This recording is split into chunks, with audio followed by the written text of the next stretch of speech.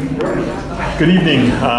Thank you and welcome all for attending the 2018 Newmarket Township Street Reconstruction Open House.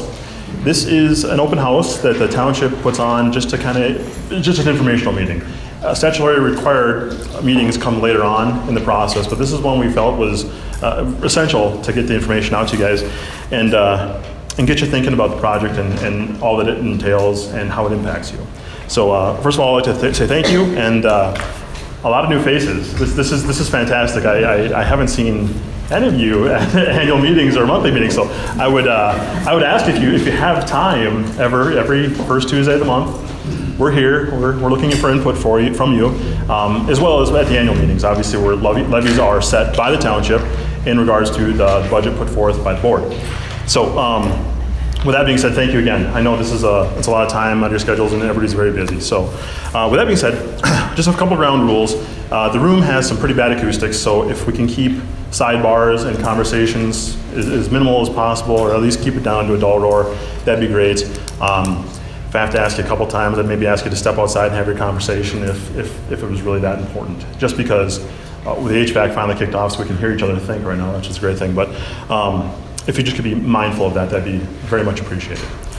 So with that being said, my name is Marko Popovich. I'm the Township Board Chair. I have Mr. Quast, Board Supervisor, Mr. Rupi, Township Attorney, Mr. McKenzie, Township Engineer, Mr. Moan, Vice Chair, Assistant Road Supervisor, and we have Mr. Silverness, who is absent, and Mr. Anderson, who is also absent.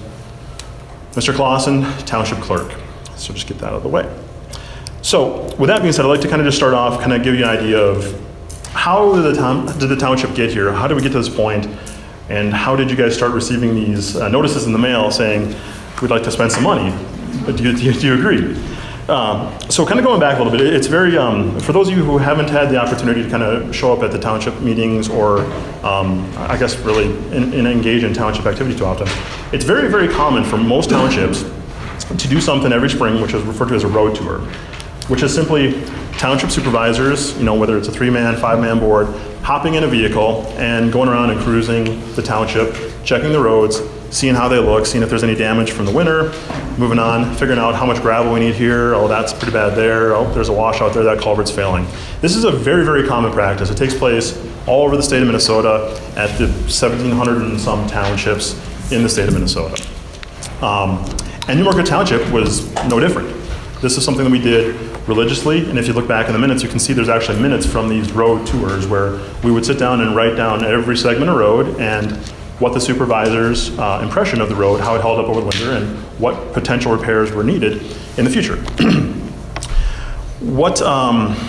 this was something we did quite frequently, well, obviously once a year, but we did it like clockwork once a year until about the year 2014, 2015. And this is, it's an interesting time, an interesting year, and it's kind of pivotal because this is really the first time that, well, as far as I'm aware, that the township specifically asked the board, stop, we appreciate what you're doing, but stop. We need to see a very specific line item budget from you that shows improvements, maintenance, and all your plans for the roads over the next, call it 5 years, call it 8 years, but we need some type of plan from you. And this was pivotal because Newmarket Township, like every other township in the state, or most of the townships in the state, really hadn't had the wherewithal or really the fortitude to actually go after this. So this is important, and this is why I'm trying to really convey this message. This is the time when Newmarket Township kind of transitioned from a very rural township to what it actually is, an urban township. There's a few of us in the state that surround the Twin Cities metro area that have, well, frankly, we have just the same population as the city of Elk Market, roughly. And it's very pivotal and it's very interesting because there's a flipping or a switching point where procedures and policies and things that used to be done for townships that might have had only gravel roads, might have only had 300 folks living in it, might have only had roads that see 10 or 20 cars a day, changes to what we have, which is a road infrastructure consisting of about 52 miles of road, 30 of which are gravel, and 22 of which are paved and continue to grow as more developments get put in. And this puts an interesting stress or strain on the township officials in the sense that it requires them to have a skill set that most of your township supervisors simply don't have. We're not trained civil engineers. We don't really, everybody has a good feel. We live on gravel roads, we live on paved roads, we have a feel for what they are, but really to do the appropriate analysis to actually make the determination of how long a road is going to last or where it is in its life cycle, you got to kind of step up to some professional services. So the town board, hearing this message or this desire from the township, set out to study the roads, figure out where are we at, how does the road infrastructure look besides what we can visually see. And that consisted of kind of a three-phase approach. One was actually physically, yes, driving down the roads. They had a camera mounted to a vehicle, and they took video of the road as they drove down it. Then they also had ground-penetrating radar. So just like it sounds, radar pointed down. They check out the road. They can see how the base looks, how thick it is, how much aggregate we have under for a subbase, and how thick the wear course is. And we can do this on paved roads as well as gravel. And third is core borings. They actually physically take a core and they drill down and they figure out what does the laminate structure look like, how much gravel do we have for a base, how much bituminous do we have in bituminous roads, or what do we have in the gravel roads, how much of that. And from this information, from the borings, from the ground penetrating radar, you can start to extrapolate, well actually interpolate the data and figure out what you have for an infrastructure of your road and how bad it is, what's underneath it. And this is really pivotal because for the first time, the township knew or started to get this idea of where we really were. Just aside from looking at the road and saying, well, it looks okay, and we drive these roads every day, they're kind of bumpy, but they look fine. And we found that a large majority of our roads were actually in dire need of help. I mean, a lot of them were actually to the point where maintenance is no longer to help. I mean, there's oil dripping out of the engine, and changing it isn't going to fix the fact that the engine is failing. And from the Brown report, which is on the website, I don't know how many of you know that we have a township website. Just that's actually better than I would have thought. How many people know that it doesn't work? From the website, it comes up not available. It works. Okay, that shouldn't happen. It worked this afternoon. It was on today. It was on today, good, okay. Anyways, so that's good, because all this, we've been making great strides forward at getting all this information. It's actually an unparalleled level of just transparency as far as all the information that we have, you have. It's all at your fingertips, it's all there. As much as we can possibly put out there, we put out there for you, because we want you to actually be informed. This was your desire, we reacted, we responded to what you asked us for. So getting back to it, we started to identify what the roads were and how bad some of them were. I mean, actually in the Braun Intech report, it actually does say, out of your 20-some miles of road, 11 of them are completely failing. You need to actually do FDR or full depth reclamation. And we'll get into that later on, so I'll just kind of braze over it. But that kind of was the eye opener for the township, saying, holy smokes, what do we do about this? We have this gigantic liability, because as we're all aware, paved roads are quite expensive. And simply put, up until this point, the township did not levy or did not ask for you to levy an appropriate amount of funds to maintain them adequately or to actually engage in these type of projects. So now this is very interesting. And this is very important, because for the first time ever, we saw what our liabilities were. It wasn't that anybody was wrong on the township board's past. We simply didn't know. We were looking at everything through some rose-colored glasses, and all looked good, and we finally found out, holy smokes, we are upside down. So, with that moving forward, in 2015, we got the Braun Intech report, and the township board started putting together its 5-year capital improvement plan. The capital improvement plan was the culmination of the township's desire to understand what we plan to do for 5 years and what it will cost us for 5 years. The idea behind this is we would set up a budget that would be a flat budget that would not change for 5 years, and then we would get the road infrastructure, specifically the paved roads, because they're the ones that were lacking most, up to a passable pacer rating. This 5-year capital improvement plan was based on a Braun Intech report. This Braun Intech report is going to be mentioned several times throughout the night, so it's something that at least when you go home you'll remember Braun Intech report. And this was a report that was actually confirmed or validated by SEH and AE2S, 2 other engineering firms in the state of Minnesota. And it's really important because that's the launching point. We take the data from there, and that's how we can start to figure out what our remediation program will be for taking care of the roads. So really, that's how we got to that. It's been about, since 2015, so this has been a 3-year process in the works. And if you've had the opportunity to come to the meetings, you might have heard about it a little bit, but it's a lot of work in the background to get this ball to where we're at right now. We actually had a meeting a month or two ago for the 2017 Reconstruction project. Actually, that was the first set of roads we identified to go ahead and attempt to remediate, to rebuild and go ahead. And at that time, the residents decided, yeah, maybe not for me. And the township decided, okay, not for us. Put you to the end of the list, we'll come back to you in 5 years and we'll see how it's holding up. So here we are at the 2018 street reconstruction program. And like I said, this is just an informational meeting. This is not required by state law. It's just something we do to get you guys involved early and get your questions answered so that we can hopefully move forward with the process and get our roads back in the condition I think everybody here wants them to be in. So without any more, I'll turn it over to the Township Engineer, Chris McKenzie. Just one more time, thank you. Appreciate you guys all taking time to show up, and we'll run this whole thing. Have a brief Q&A session at the very end. So if you could hold your questions till then, that'd be perfect. If you have some questions that aren't answered, myself, Mr. McKenzie, other board members are available for answers. I'm available anytime. I think people have found that my cell phone's always on. You can always call me, and I'll answer. So thank you. Thank you, Mr. Chair. Thanks to the board. And I'd like to thank the residents for coming out tonight, especially to the point that I've received some very, very intelligent, very good comments before the meeting. So thank you for that. And hopefully we can use that as a launching point for our conversation tonight and be able to have a good, smart conversation. Typically, I hear a lot of people complaining, but they don't really have good conversations and good points, and so we've done that, so thank you. Couple housekeeping things tonight. As you can see, there's graphics around the room. The room is a perfect mirror of each other, so the left side matches the right side. The graphics are the same both ways. You can see these graphics are posted on our website as well, so if you don't get a good chance to look at them tonight, you can sure go home and look at them, study them. I'm sure most of you have already seen them. So there's nothing different about it. As you can see, we got Exhibit A, B, and then we get into the mock assessment rolls up here in the front.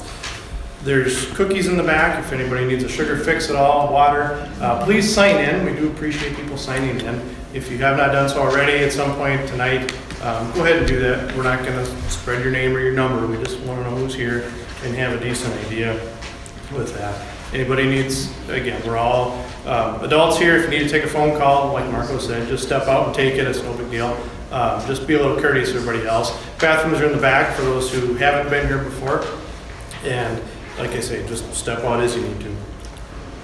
Marco said this is an informational meeting. That's exactly what it is. So having the benefit of receiving many comments and questions, we've addressed, I think, almost all of those in our presentation.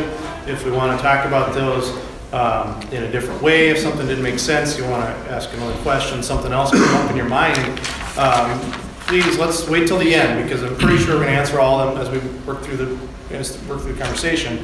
But we will take time at the end. There are plenty of pens in the back if you want to write down your questions as we're going. If you're afraid you're going to forget them, feel free, that's just fine.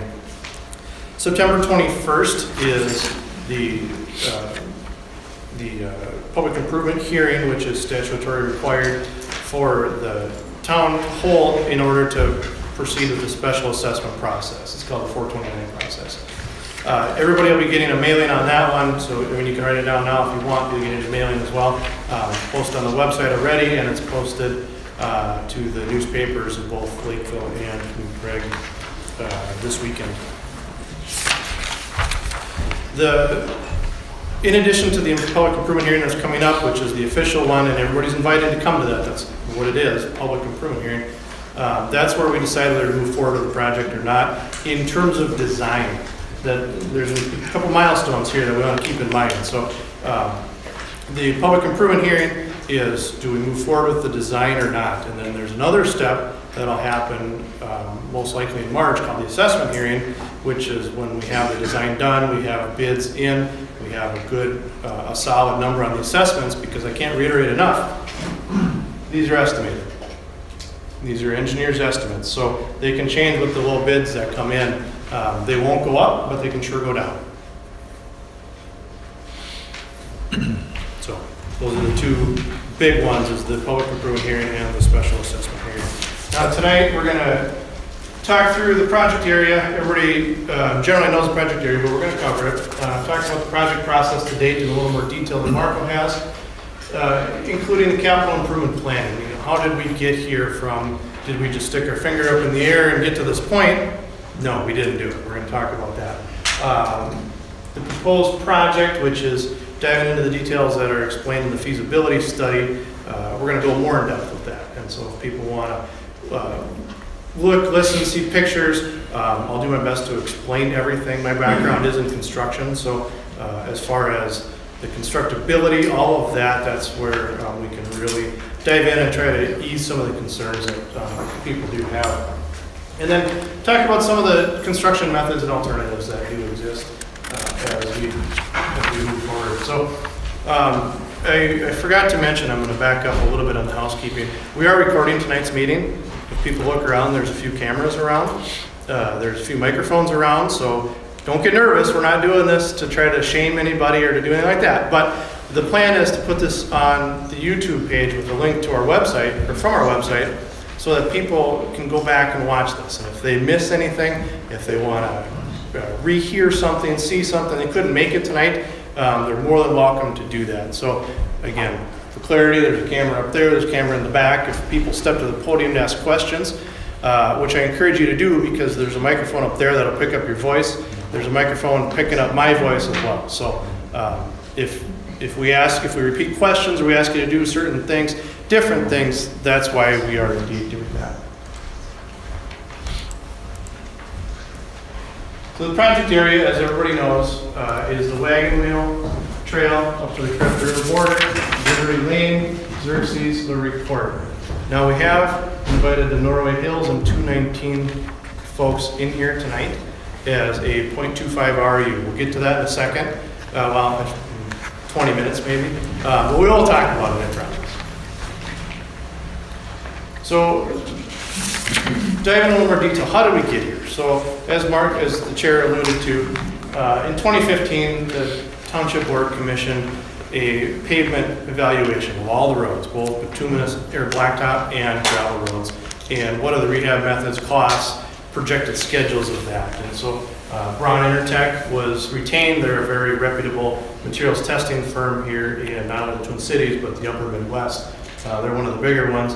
And in August, they finished up the report, and in January, we were invited in by the board to give that report, or give the findings of that report to the board for them to hear and to ask questions. So then in the summer of 2016, after the snow melted, we were able to take those findings from Braun and use a little bit of the existing township knowledge, use the engineering judgment, the road supervisor judgment, and say, well, does this road make sense to go next? Or when is this road appropriate? Because we all know that just based on there might be other reasons, either political, financial, different things that way, where we want to maybe rank a road higher than another or lower than another. So we spent the summer of 2016 doing that, and in October of 2016 held a township meeting where we invited all of the residents of the township, and we actually had a fairly good turnout to that one, where the residents voted to fund that 5-year CIP.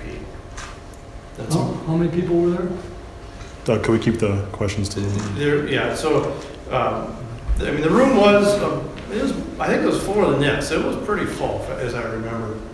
So there was a decent turnout. You know, it's never enough. You always want more, but it's a decent turnout. So then in March of 2017, when the regular scheduled annual meeting was held, the township reaffirmed that funding of the CIP as they set the 2018 levy based on the same budget that was presented.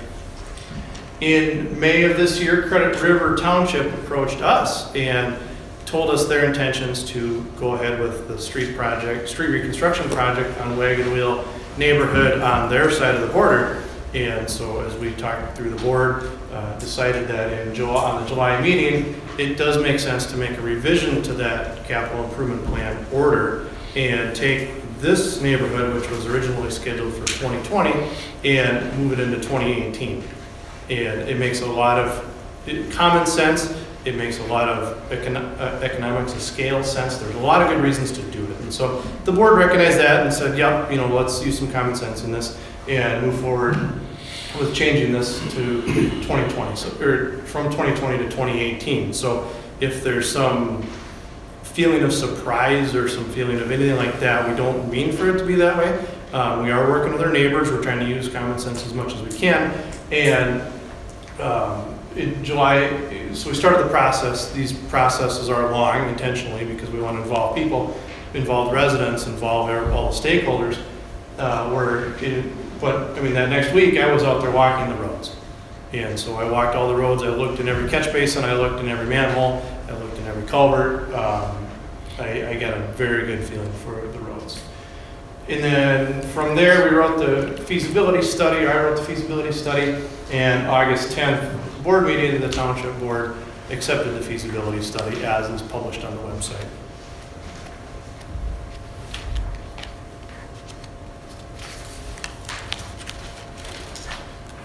Again, the Brown Intertech study is published on our website.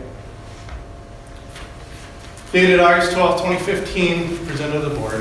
Again, this just goes into detail of what I talked about. Summer 2016, we spent the summer looking at the roads, and then in October 2016, funded it. And again, the important part, and if people are unfamiliar with township government, it's a little different than a municipal or a city government in the fact that the residents set the levy. It's not a council or board that set the levy, the residents set the levy. So at that meeting, and again, I'm going to echo Marco, highly encourage everybody to come.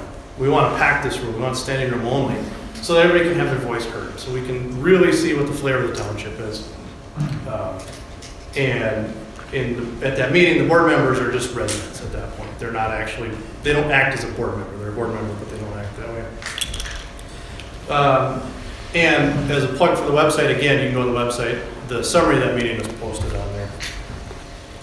So the one thing that we came about, especially as Marco mentioned, we got into the getting professional assistance on both the legal and the engineering side, is that the previous budgets were underfunded, meaning that the road and bridge levy that was set, it was appropriate for a primarily gravel township, but maybe not as appropriate for a township that's got 20 miles of blacktop roads.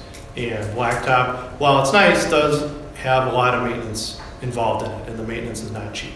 And that's the one misnomer that a lot of people think is once a road is paved, then it's walk away and forget it. And that's, as we're going to find out tonight, far from the truth, and blacktop roads are actually very maintenance intensive.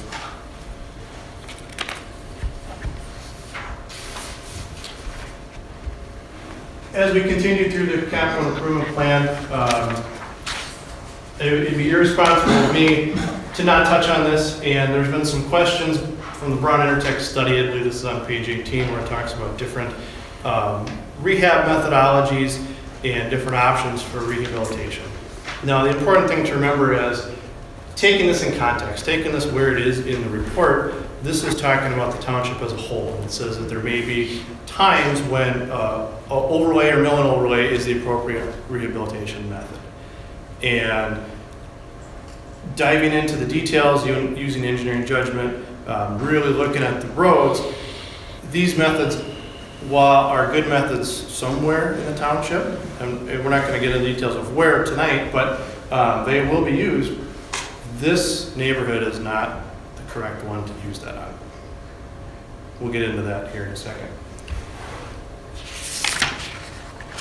In the Brown report, they use metrics. They don't just use a gut feel, and they use a PACER manual for asphalt rating. This is very common in our industry in terms of how do you put metrics to cracks? How do you put metrics to potholes? How do you put numbers to that sort of thing?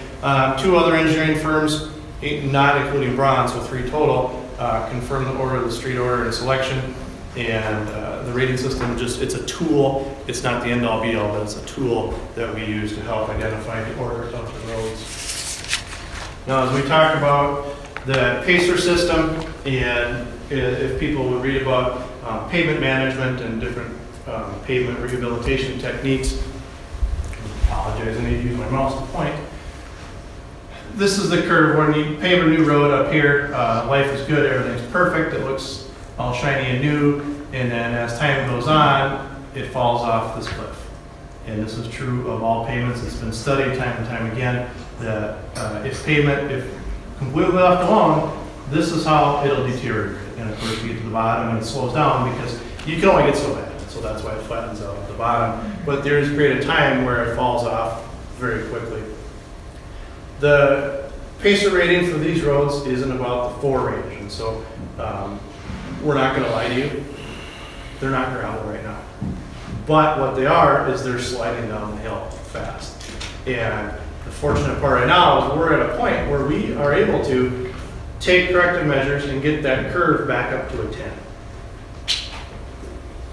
So what that means is if we were to wait and do this project later, now at some point we're going to lose our ability to do the methods described in our feasibility study, and we're going to get back down into the much more expensive methods of rehabilitation. Why does this do this? I need to apologize for the slide. It's always my pet peeve when PowerPoint slides are illegible, and I'm guilty right now. But if you can take a look, brand new roads on the top view don't allow any water to soak in. Everybody agrees with that. Life is good when you first pave it. As time goes on, cracks develop and water can get in. And what happens is it compounds the problem, and as you get more cracks, more water gets in, and it further illustrates the issue that we have, which is how potholes form. And so as everybody can see, what you see on top is you see just a few cracks. Looks fine, right? Now, what's really happening is when the water gets in, and unfortunately we live in Minnesota, so everything freezes, so you get the ice forming, you get the expansion, contraction. After a while you get voids. And what'll happen is that blacktop will bridge for not real long, it's flexible pavement, and then you got a pop. And as we'll learn here in the next few minutes, there's a lot of cracks out there. And so this is why we're sliding down that steep part of the curve, is because we have the water seeping in. It may not seem that bad right now, but this is happening to a great extent right now, causing that.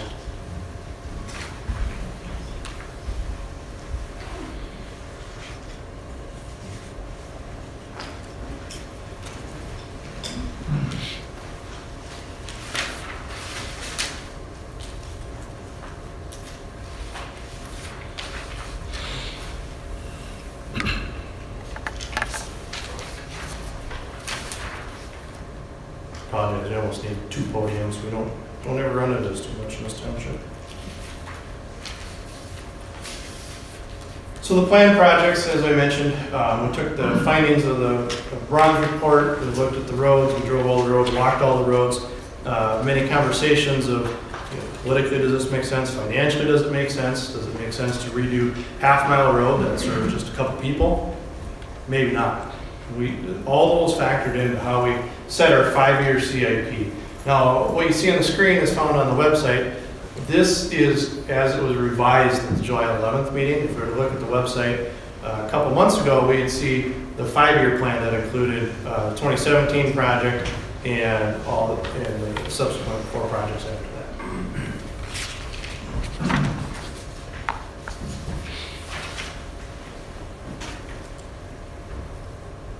The existing conditions of these roads, and as we've learned, and so I'm leaning on the residents, and I thank you again, because you've had very good information, as township records are a little sporadic on when things happen, but the streets were constructed in 1993.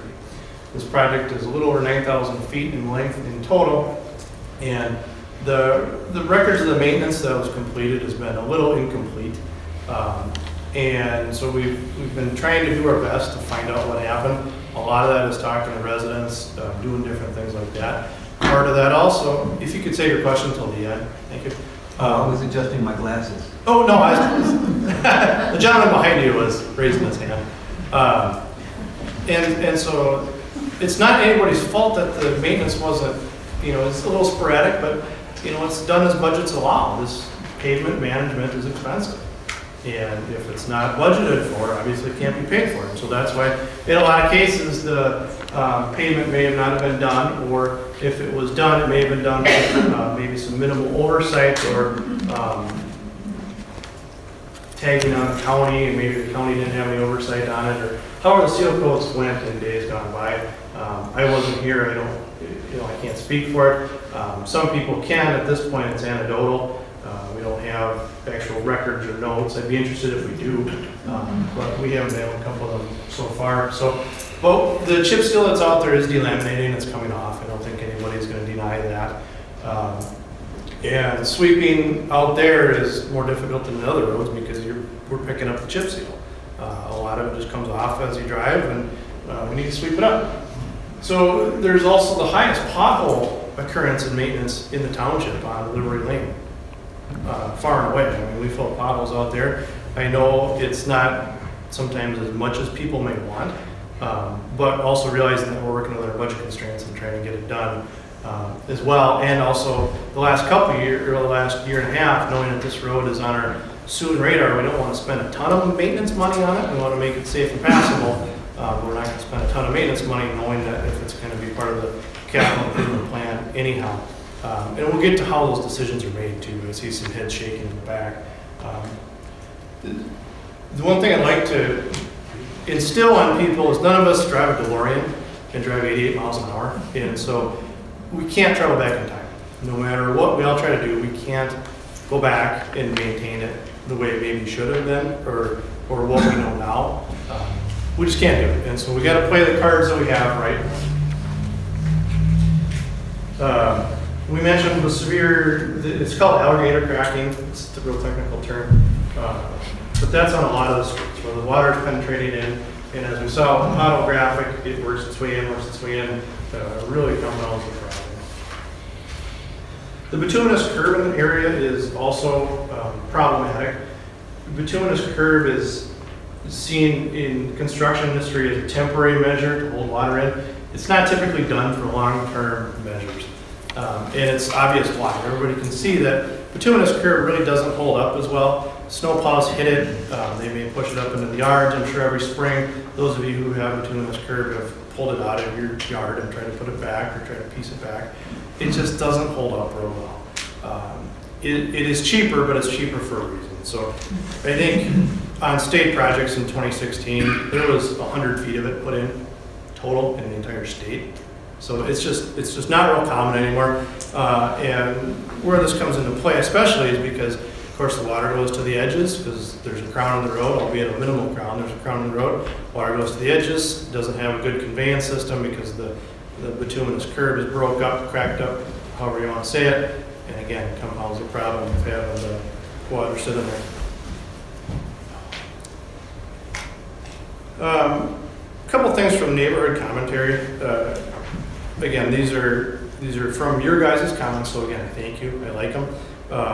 The base course that was originally done when the development was built was put in 5 years, or was driven on for 5 years before the last wear course was put on, meaning 5 years worth of construction traffic, heavy trucks, everything else, helped cause a deterioration in the blacktop.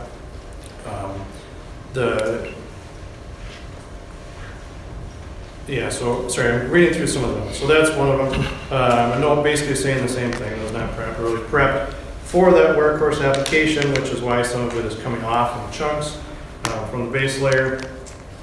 There's a comment that maintenance over the last 24 years has been a little too late, and poorly done. Bituminous curbs dry out without seal coating on them. So when they have had a chip seal, have had seal coating, the curbs, I'm taking the crowd's word for it, weren't seal coated. So yeah, absolutely, they do start to oxidize, dry out, and further lead to their degradation.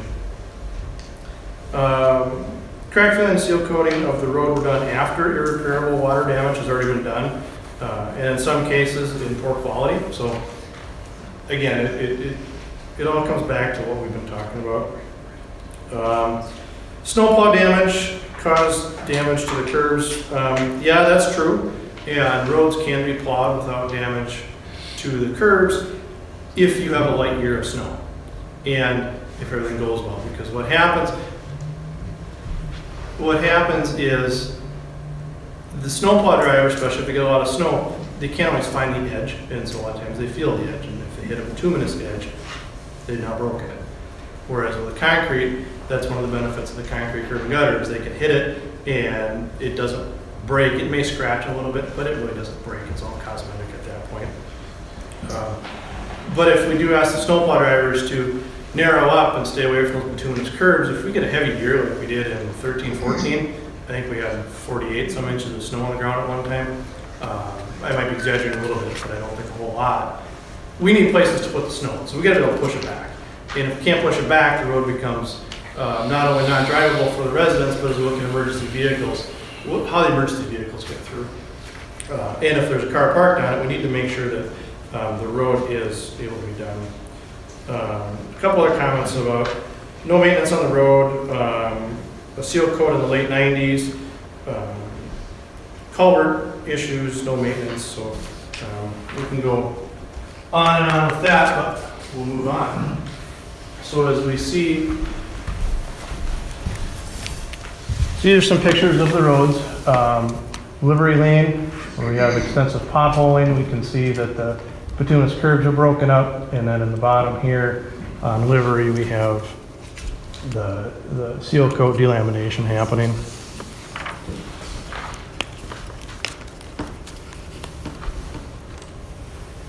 Wagon wheel, again, I apologize for the darkness of it, but we can see the alligator cracking pretty extensively. All these little cracks are taking on the water, and so it's only going to get worse, We've had a few potholes right in the middle of the road, which again leads us to believe, doesn't lead us to believe, it tells us that there's insufficient crown on the road, because we shouldn't have water standing in the middle of the road. We should have the water standing on the edges, if anything.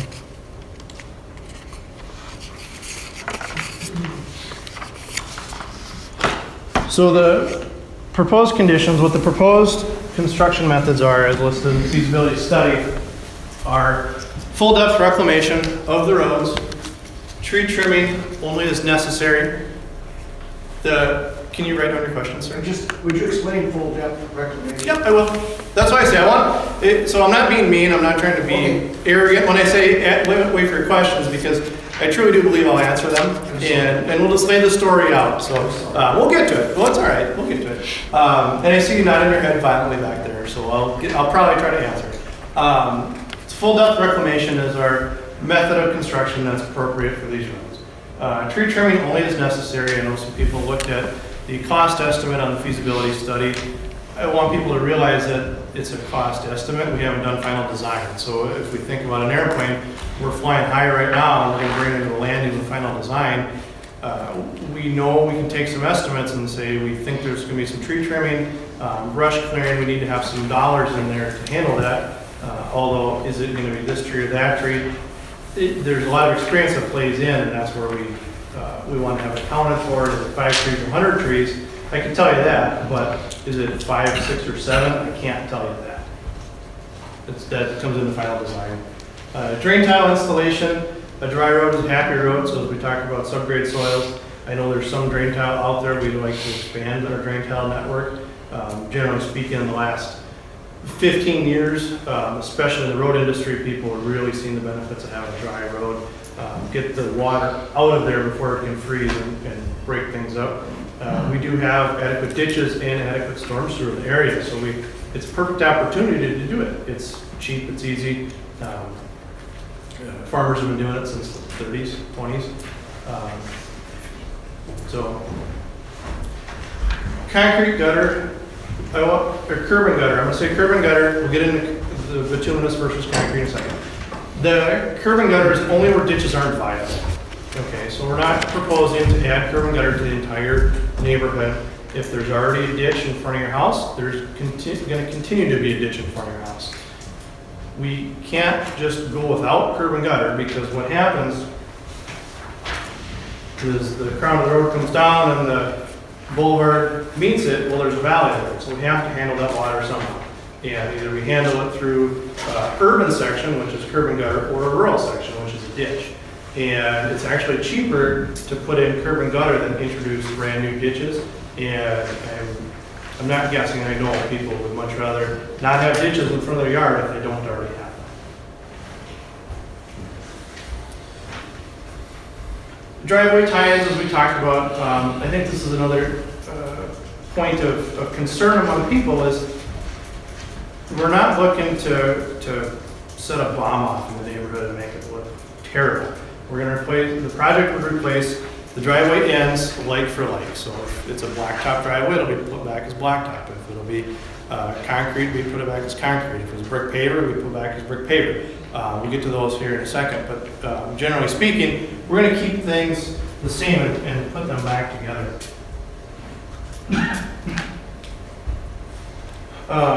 The other reason for the driveway tie-ins is if we go up or down at all with the road, we don't want to have a bump there. And we'd rather have you have a nice transition than have a bump that you're cursing the township out every time you drive in your driveway. And from a constructability point of view, by the time you get enough room to dig out a driveway, put the curbs in, put it back, get it compacted properly, you're looking at least 5 to 8 feet on the driveway. Just so you get a plate packer in there so you can do it properly. I know some people want to always tie in 6 inches behind the curb. Well, the problem 6 inches behind the curb is you can't put it in correctly. You'll have settlement and all kinds of issues. And you'll actually be much happier, much better off if we go back the 5 or 8 feet on each driveway. Minor storm sewer adjustments, what I mean by that is we'll look at the neighborhood, see if there's any flooding issues, if there's enough catch basins, if they're adequately spaced. We're not talking about extending storm sewer pipe. There's quite a bit of storm sewer crossing, culverts, if you will, catch basins, storm drains. But look at those and make sure that if we need to add a storm drain or two in 10 feet of pipe, we'll do that. All the castings right now have failing rings. If everybody sees the potholing, the settlement around all of the storm drains right now, that's what that is. Those are failing rings. And so those grates, as they come off, are an easy thing to replace. So we'd be proposing replacement of the ring and the grate only, not the structure. Most of the structures out there are still in very good shape. They're precast concrete, so there's no reason to replace those. We can match them with the curb and gutter. Life will be just fine as that goes. Culvert replacement only is necessary. There's not a lot of culverts on the project. Because of the either natural drainage or the curb and gutter, there's just not a lot out there. And the culverts that are out there are in pretty good shape. And so, again, as we talk about the cost-to-benefit ratio, do we replace a perfectly good culvert or not, especially if there's a lot of landscaping around it, there's a lot of collateral damage. Don't want to have all that collateral damage. And so if we don't need to replace it, we won't. Ditch cleaning and grading is necessary. The ditches also are very good on the project. There's a couple areas where the water is intended to run off the road into a ditch. It may or may not. And so where we want to take a look is make sure that all that water comes off the road in a positive manner, not just sort of comes off the road. We want it to nicely flow off the edge of the road, get into the ditch and get away from our road section. Again, this is all in the effort of keeping things dry. So what do we design for? Honda Civics? Honda Civics can drive on the road all day long and not harm it. Snow plows, school buses, and garbage trucks. Don't worry so much about snow plows because the road bed's frozen. In fact, MnDOT ups their weight allowances on highways in the wintertime because they're frozen. They are exempt from legally load restrictions, but again, it's frozen, don't worry about them so much. School buses, yeah, they're a little hard on them, but they're not too bad. They don't weigh a ton. Garbage trucks. Garbage trucks we're finding out, are very bad on our roads. There's been a number of agencies that have studied this. The MnDOT Local Road Research Board has determined that in their estimation, garbage trucks short the average life of a road by 18%. Put math to it, 20-year design life may as well strike it through and put 16 and a half just due to garbage trucks. The MPCA, so the Pollution Control Agency, estimates that the road lasts 5 to 10 years longer without garbage trucks, if we keep the garbage trucks off of there. There's another consulting group that did a study for Fort Collins, Colorado, called R3 Consulting Group. One garbage truck is equivalent to almost 1,300 passenger cars.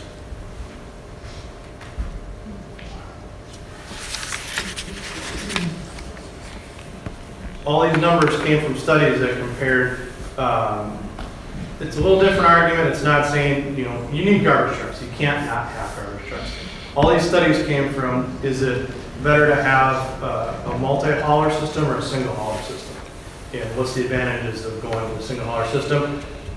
I don't want to talk about that tonight. That's not our platform. The township is far from dictating who hauls your garbage, but a lot of towns, a lot of cities are actually looking into that because they are so detrimental on the roads. So as I look at final product, I'd like to talk about, begin with the end in mind. So to begin with the end in mind, this is a picture of a road over on Woodland Ridge Drive in Newmarket Township. This is the same style curb that we are proposing. It's the drive-over curb. And so people with riding lawnmowers, people who want to drive over their yard with their cars, they're not going to hit the big barrier style curb that you may think of, typically more common in the cities. That's not what we're proposing here. It's just straight from auto curb. And since we're not doing any drastic grade changes, and we don't have to, but we are going up a little bit, the curb and gutter is probably going to go up, let's call it an average of 2 to 3 inches.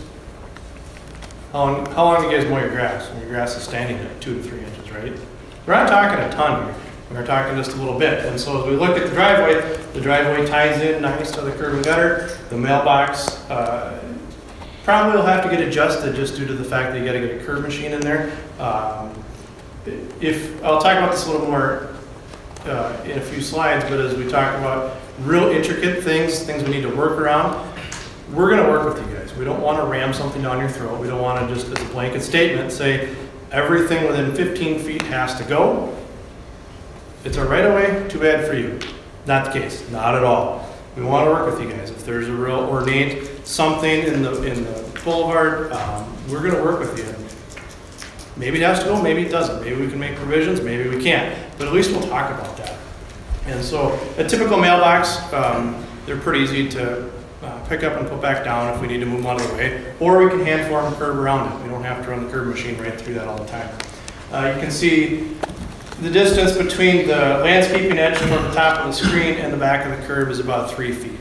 Just to install the curb and gutter, to dig down to get adequate base underneath it, you need about 3 feet from the finished back of the curb to the turf to be able to get in your proper gravel base, to dig it down a little bit. We're not talking full reconstruction. We're just talking underneath the curbs. Get a gravel base underneath the curbs, put the curbs in, let the curb machine roll through. A typical slip form curb machine does need about a foot behind the curb just to get in there and operate and wiggle. Curb also does need about a foot of gravel behind it to be stable. You don't want to put the curb right on the edge of the gravel, eventually sloughs off and now your curb is moving.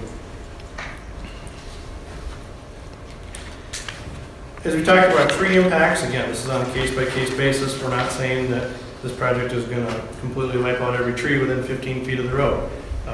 That's on a judgment call, only on a very as-needed basis. In a neighborhood like this, we're not doing a lot of grade changes. We're not putting any pipe in the ground to speak of. Most trees are going to be just fine. We may trim them up because they're encroaching on the road. We may take them down if they're blocking a sight line, if they're in a dangerous spot, if they're posing a hazard, things that way, we may look to take them down. But as a general statement, we're not in the business of cutting trees down. Many of you have expressed irrigation systems. Irrigation systems in the boulevard are actually a lot simpler to deal with than people realize. What we typically ask people to do is when construction time comes and you'll have plenty of warning, you're going to get newsletters and warnings and updates. But we'll ask you to take the heads off that are against the road, turn those zones off, and just take the pipe and tip it up, tie it off, whatever you want to do. And then when it comes time to put it down, we can work with you on how the sprinkler system is put back in. But at least your heads are off. That's the expensive part. That pipe is cheap. I mean, it doesn't matter if that stuff you need to replace a little bit. It's easy to splice, and so the pipe, you can try to save it if you want. But we typically, it's a lot easier just to replace the pipe in between the heads. Again, as we mentioned, these projects, as we step up into having professional oversight, we'll have both an engineer such as myself, probably myself, overseeing the project, and then an on-site construction representative representing the township, not the contractor, representing the township. So that'll be your day-to-day face should this project go through, who you can call, you can have issues. Any questions that are out there to meet you, they're there to oversee the contractor, make sure the job is done right. This picture is from a project I did in 2011. Notice the relationship of the tree to the back of the curb.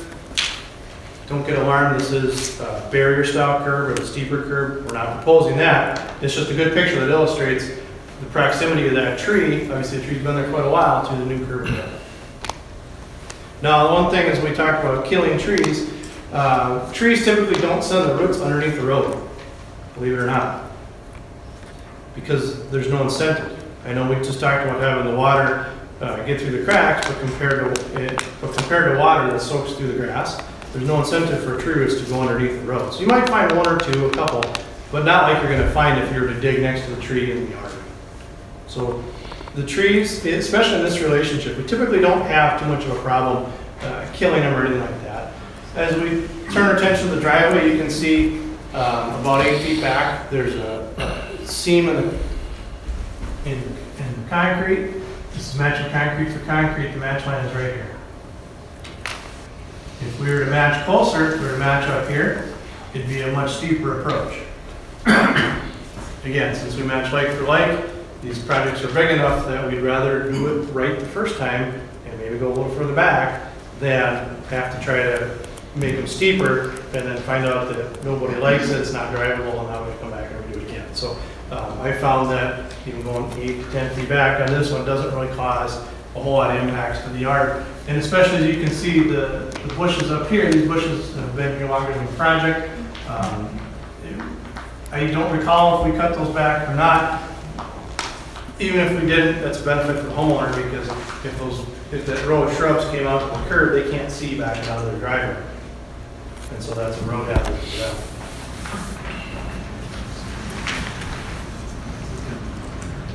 Picture of a project for mine, I think in 2004 or 5, somewhere in there.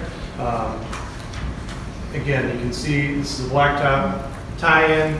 Again, about 10 feet back. You can see the bushes 4 feet back or so. Bushes have been there way longer than the project. You don't have to touch everything. We're not saying we have to clear cut the entire wall. So, as we worked our way through this, there's always consideration of what is the best rehabilitation method and why do we use it. So, in this feasibility study, and this is where I'm going to get into the methods, and I'll talk about the full depth reclamation. The full depth reclamation is the appropriate method. It's the right method for this project. I am reiterating that we're not certifying this as a 9-ton road. We're not building it to county standards. We're going to do what we do. We're going to take some soil boring so we know how strong it is. If it's a 6-ton road, 7-ton road, 8, 10-ton road, that's great. But this is the appropriate method, realizing that we don't have to design for county roads. We're not designing 10-ton road. We don't have to get to 10-ton road. We may get there. We may take advantage of the previous work, because remember, in full depth reclamation, all the existing gravel and the existing blacktop get pulverized into a homogeneous gravel base, and then asphalt's added on top of that. So the road actually gets stronger by doing this method of rehab. Again, curb replacement only where ditches are not viable. So if there's a ditch there today, we want to have a ditch there tomorrow. There's no reason to introduce curbs to the entire neighborhood. And in fact, from my point of view, it actually caused quite a few problems. And so I'd rather not do it. I'd rather mimic the existing drainage patterns that are out there today. Coming back to this pavement condition curve. Okay, so now is where we're going to walk through the different methods that are available for rehab.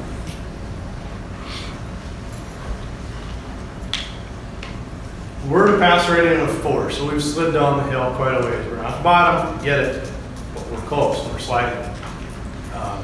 As we worked our way through the crack seal, seal coat, the overlays, there's a couple different kinds of overlays that we can do. Full depth reclamation, they all have the idea to send this curve back to a 10, or nearly a 10. They'll never get quite there, you get a 9.5, but you get the point that the idea is to keep that road as it slides down the curve. If you do maintenance often enough, such as chip sealing, if you chip seal every few years, conceivably, with a little bit of luck, you can keep that road for quite a while. And now you're never going to get back. You might get to a 9.5 the first time, you might get to 9.3 the second time, 9.1, but it can significantly increase the life of the road. Now, the key with that is timing. And timing is way earlier than a person thinks. And so typically with like a mill and overlay, they recommend mill and overlay done after 7 years after the pavement's at a 10. Seal coat is typically in the neighborhood of 3 years after. If you wait till it's far gone, it's too late to do that to be cost effective.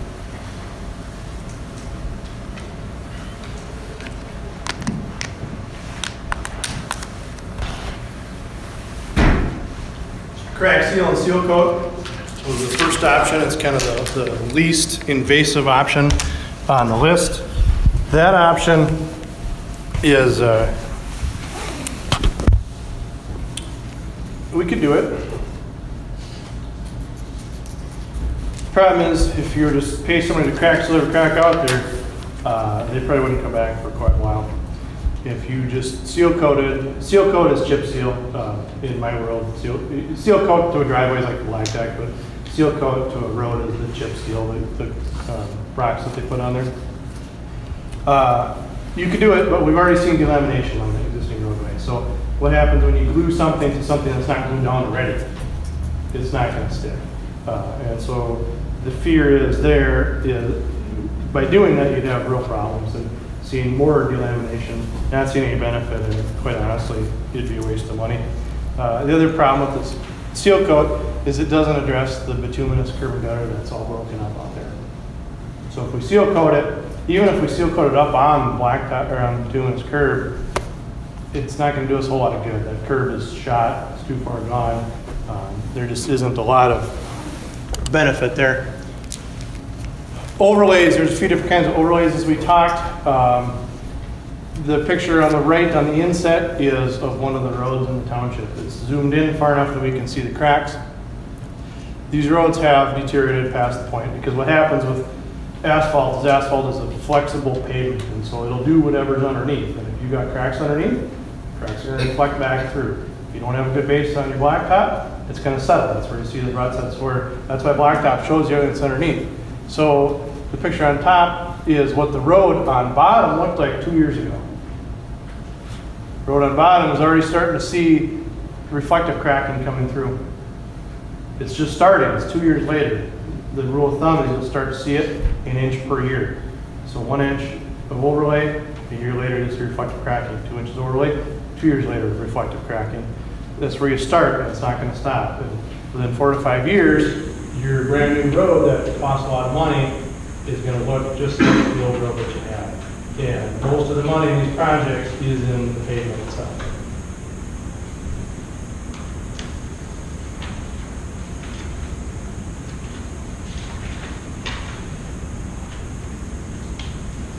Mill and overlay, same conversation. The difference here is with the previous one, the mill, or just the simple overlay, you're without doing anything to prep it besides sweep it. And I forgot to mention that since we have delamination anyhow, it's going to come off also because there's nothing to glue to. It's just going to keep coming up and seeing problems. So we can mill it off. We can mill off an inch. We can mill off an inch and a half. The problem with that is now, yes, our finished grade is going to match our existing grades, but now we have less blacktop underneath. What blacktop remains is more flexible because it's not as strong, it's not as thick. The reflective cracking is going to happen quicker, excuse me. So again, it's a method. It's not an appropriate method for these roads. Picture of a mill machine. In my world, milling and reclaiming are two very different things. Milling is taking off an inch, inch and a half off the top and leaving the bottom, which is where you put it into a truck. Truck drives away, goes somewhere, dumps it. It can be used for a lot of different things, but that's where that one comes into play. Reclaiming,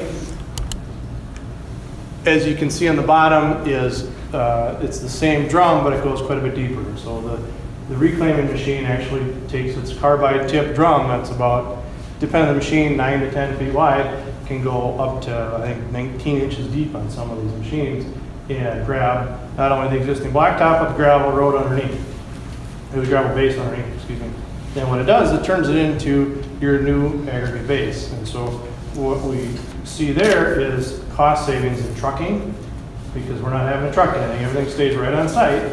And in construction, that's where you get your costs when you start involving trucks. This gravel is actually a very good gravel. People will buy it from you if you have some and use it for gravel also. It allows the contractor to shape it, introducing the new curbs, which is a lot cheaper than trying to introduce curbs with $60, $70 a ton blacktop. If you're trying to just increase the thickness at the center line of the road, again, you can do that too, but now you're talking 4, 5, 6 inches in the middle. To get you 2 inches on the outside, you're going to spend a lot of money at $60, $70 a ton trying to build up your crowns. Whereas if you mill it at about $1 a square foot, now the contractor can come in with a blade, he can shape it and pave it and have a nice uniform thickness, in this case 3.5 inches of blacktop. It also allows the contractor to easily excavate wide enough area to put curb and gutter in. He doesn't have to excavate the whole width, but just call it 5 feet wide to allow for curb and gutter installation.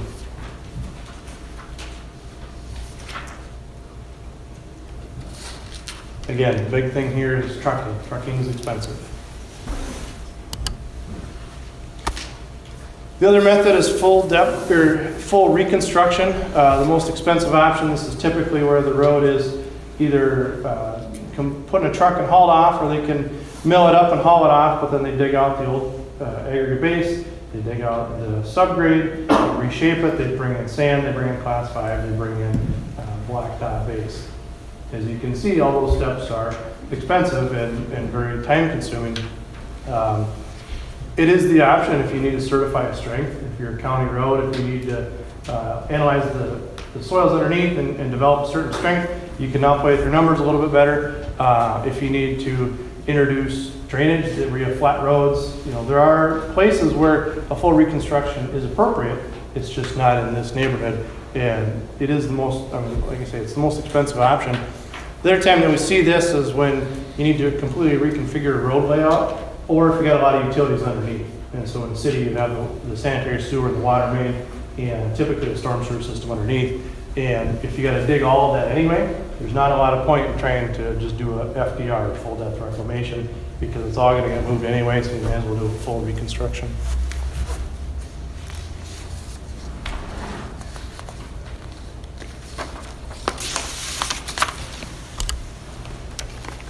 Curbs, again, can't emphasize enough, curb replacement is only where ditches are not viable, where there's no ditch. Now, we can't introduce a ditch. If you can imagine what it would look like on this picture, if we had to go down 2 feet, over 4 feet, and then back up 2 feet, that's going to cause a significant change in the front yards. So we're not going to do that. It's also more expensive, that earthwork, to dig a ditch than it is just to simply put curb and gutter in. We've talked in nauseam about the bituminous curb. It's been hit by the snowplows. It's just not really a good product. It's not used a lot in our industry because it is so maintenance intensive, and the life cycle costs are so much higher than concrete curb. To install bituminous curb is running right around $4 a foot, and we're figuring $8 a foot for concrete curb and gutter. The line item in the feasibility study cost estimate is $60,000 for the curb and gutter. I think I had 3 items in there based on where you're at. So you assume half of that, that's the net difference. You're only looking at $30,000 to upgrade to a concrete curb and gutter. The township most assuredly will spend much more than that throughout the life cycle of that curb. And that curb is going to outlast the street threefold, I bet. Ditch sections, they're mostly adequate. There's not really a lot wrong with the ditch sections. Like I say, some will be improved. We'll take a look and see where we need to do it. Where we do need to improve them, it's not a drastic change. It's a little bit of grading to get the water to flow a little bit better and more positively, instead of letting the water careen and meander and do whatever it wants to do. And then the couple feet between, if we raise the bituminous, between that and where we tie back into the ditch is all that will be impacted, where there's no curb and gutter. Everybody's favorite part, the costs. We've estimated total construction costs of $1.1 million. We tack on the legal, administrative, engineering, materials testing, kind of ancillary costs, if you will. typically 20% for all of that through the entire life cycle of the project, which includes construction oversight, having a person, engineer or an engineering technician on site as needed, could be full-time as construction warrants, to oversee the contractor, make sure that the people are getting a good product, and that brings us to a total project cost of $1.35 million.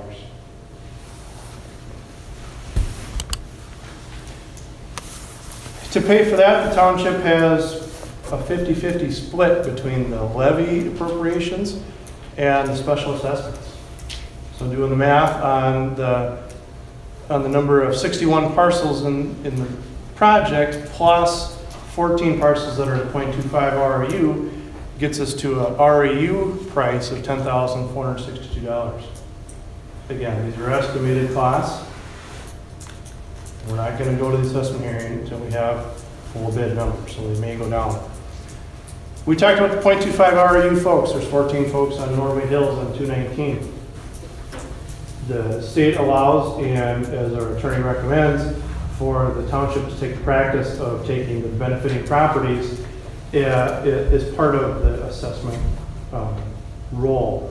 And because they don't have abutting properties to it, but they have to use Livery Lane somehow in their access to the property, that's where the benefit comes in. And the legal part of this, as we get into the Q&A, Bob will be more than happy to speak about the benefiting properties, even though they're not right up against the parcel, they're not abutting properties, but they do benefit. And so we couple that and those 14 parcels at a 0.25 REU, simple math tells us that's about $2,600.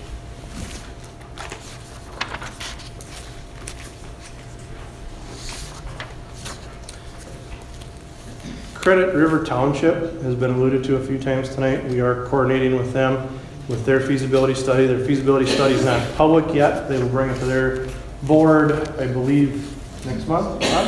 Next week. Next week. So they're going to bring it to their board next week, at which point it'll be public, but I can most assuredly tell you that the numbers are going to be similar, and if I'd step out on a limb, I would say you'd probably be glad to live in Newmarket Township.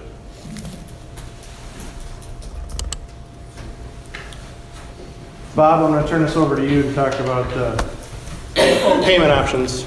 Generally, because we are working under Minnesota statute, chapter 429, all of this stuff is basically statutory.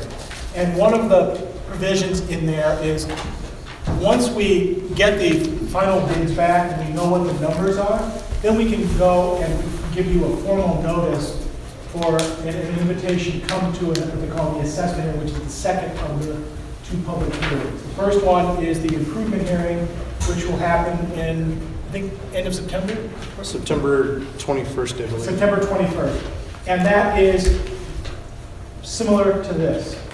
It is, what is this project about? Should we do this project? And we get, and this is a lot more detail than what you normally get at an improvement hearing that I normally attend. This is trying to give you guys as much information as possible. Then once if the town board votes to get plans and specs done, and then go advertise for bids, they get the bids back. Once we know that number, and these are no longer estimates, we kind of actually know what the contractors are going to charge us, then we send you a notice out inviting you to the assessment hearing, where you can then give us feedback on that at a second public hearing. And that time, the town board will adopt the assessment rule, and it doesn't go up. Whatever your number is that you get, it can go down, but it can't go up. Technically, by law, I'm supposed to go through this whole hearing again if we reduce it. I have never done that, and nobody has ever complained that you guys are getting a savings. And the towns do pass the savings on to you guys. Number one, if the bids come back and they're a lot lower, and a lot of times they are lower, you guys get the benefit of that savings spread across the assessment roll. Same thing with interest, is that the interest rate that we have to pay on the debt, we have an estimate in there that if we can get a better interest rate through our bonding or borrowing our money, because we have to pay our portion, because we have to pay us all up front. And then when you pay your property taxes, you pay back the assessment. We use those funds to pay back the debt for the 10-year period, which is what this would be estimated over. And if we can get a better deal on the interest rates than what we give you in the notice, we share that with you. And sometimes we are able to. So again, once the assessment roll is adopted by the town board, state law gives you at least 30 days to pay the total assessment amount. And so if you decide not to do that, then it really depends. Right then, if the town board has adopted the assessment roll and they've certified this over, then it would just automatically go on your property taxes. The county auditor will do that. It'll be a separate line item when you get your property tax statement.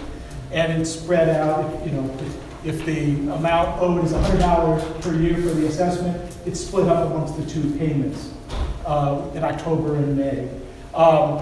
And then, if you want to, you can prepay the entire assessment amount in any future year if you don't want to pay more interest. You can't partially pay, but you can always pay the lump sum. You can check with the assessor what's still left, work with the assessor, write them a check, and get that wiped off for any future property tax payments that you might have to make. And if anybody has any more specific questions about your general stuff, just talk to me afterwards, and I'll try to answer your questions as best I can. Okay. What are the next steps? Today is August 29th. It's our informational open house. And for the benefit of people, this is taken exactly out of the newsletter number 1 that was sent that introduces the project to people. So if you want to take a look at that, it's all there. The September 21st is a public improvement hearing. That date did change from the estimate that we had on the letter, just due to some scheduling conflicts and things that way. But that is the official state statute required meeting that'll happen here at 5:30 ahead of, 6:30, excuse me, 6:30 on that night, where the board can take action whether or not to move forward with the project. I'm going to repeat again, that night, if they choose to move forward with the project, does not guarantee that you're going to get an assessment on your property. Okay, there's still a couple steps that have to go. This is an intentionally slow process to allow residents participation. And so if the board chooses to move forward at the public improvement hearing, that doesn't necessarily mean that there's going to be an assessment against your property.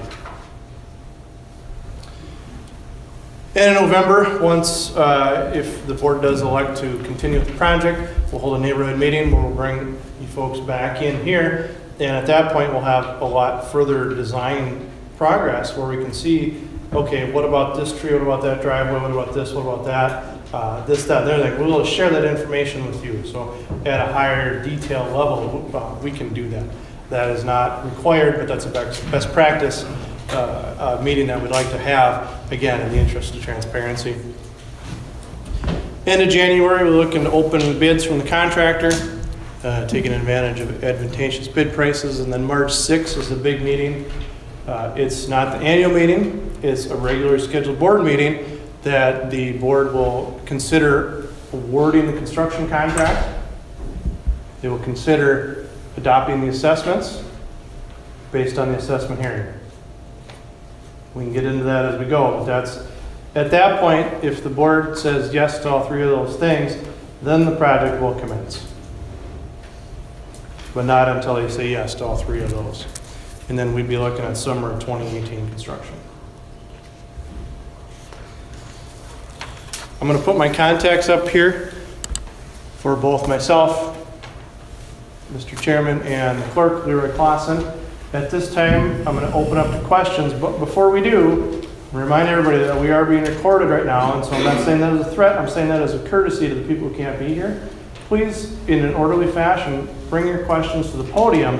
There's a microphone on the podium that'll pick up your voice. That way, I don't have to repeat it. We can be orderly, we can ask our questions for the benefit of everybody, so that way we don't have to do that.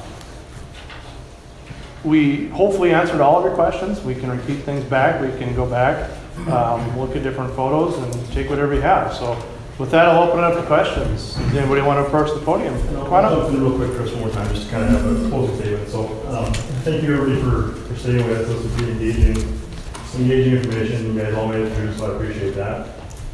One thing to take away from this, if nothing else, is what we're proposing, it's not a question of if. That's already passed. The roads will need to be reconstructed. The longer you wait, simply more expensive it's going to get. This is not an arguable point. And as Chris showed on that Pacer life scale rating, the longer you wait, the more intense and more expensive the reparations will be.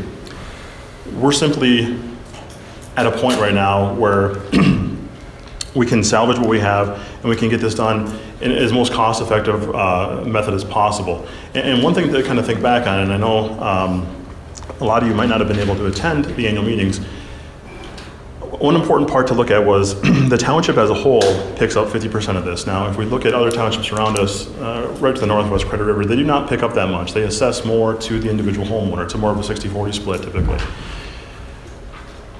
The community at the last annual meeting, which had to turn on, which was just as large as they typically are, and just for everybody's information, annual meetings typically only have a crowd about this size, 40, 50, maybe 60.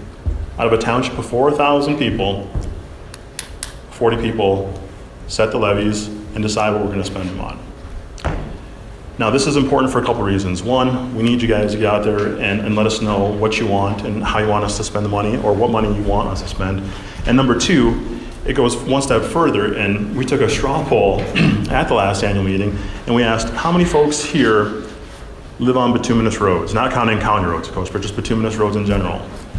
And there was nobody from a bituminous road in the whole audience. So the township, the community as a whole, thought that even though not a single person in that room would receive any benefit from doing this, because we all live on either gravel or county roads, we saw and understood the importance of maintaining the infrastructure for our neighbors and our community to make sure that you guys have, you know, the amenities, that you've enjoyed, as well as, honestly, it's to keep you from losing value in your homes. I mean, seriously, if we can't, here's the scary thing. If we can't afford to do this, and we can't afford to maintain the roads, and we have to keep the roads safe and passable, there's really only one option. I don't mean to be the boogeyman on this, but the option is gravel. And a lot of you understand that gravel is not going to improve the value of your homes. Now, likewise, a lot of you say, well, an assessment isn't going to improve the saleability of my home if I'm going to sell either. But you gotta understand, this is a community type activity we're looking at. A lot of people saw their taxes go a lot and will receive no benefit from this. So this is an important thing to take home, mainly because there is such a poor representation from the bituminous folks that the township was really, I was really impressed that they stepped out, because there was talk of killing the whole thing.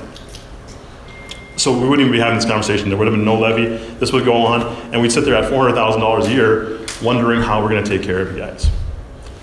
And if history is any teacher of how we would take care of you, we just wouldn't be able to. So there's a couple important things that you need to know. The community decided to support you and take care of the community as a whole. But number two, we need to see you out there. This is important. You guys have the highest population density of the entire township. So, and I don't mean to say bituminous and gravel, but if the bituminous people want to do something, you guys have the numbers. You can outvote everybody else in this township. You just need to get together and we just need to see you. So really we're at a point right now where the township as a whole put in and said, we'll pay our fair share, we'll pay half. And now we're just trying to figure out if you guys want to chip in the rest. So with that being said, I appreciate you guys all for hanging in there. It's been a long presentation.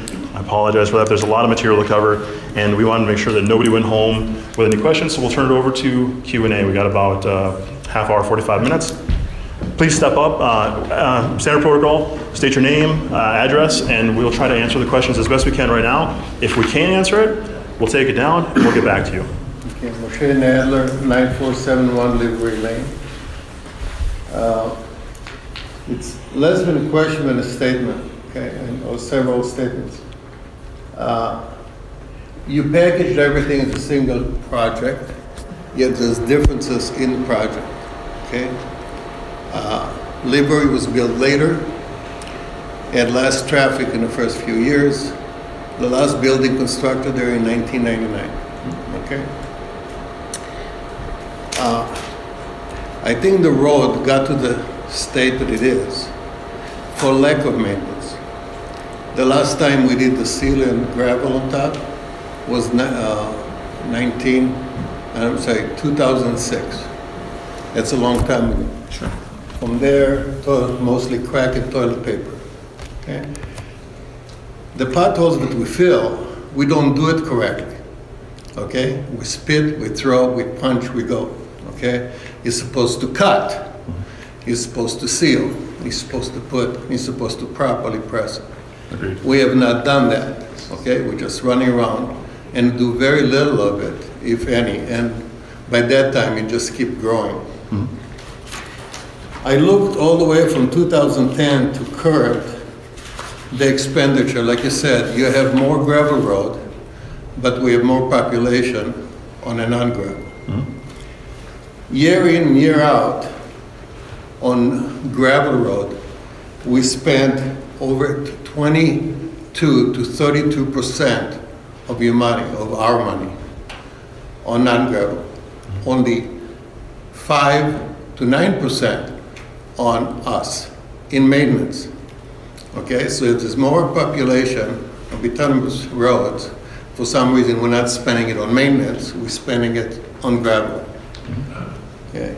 There's also an area that over 30% year in, year out, there's other capital projects that I can't find any information about. Not on the website, not in financial statements or anywhere like that. So we appreciate a little more detail where the 37% of our money is going. So the statement is just discovery of facts, if you will, okay? We need to look at what? You know, you put us at 4. You said you're really not that bad.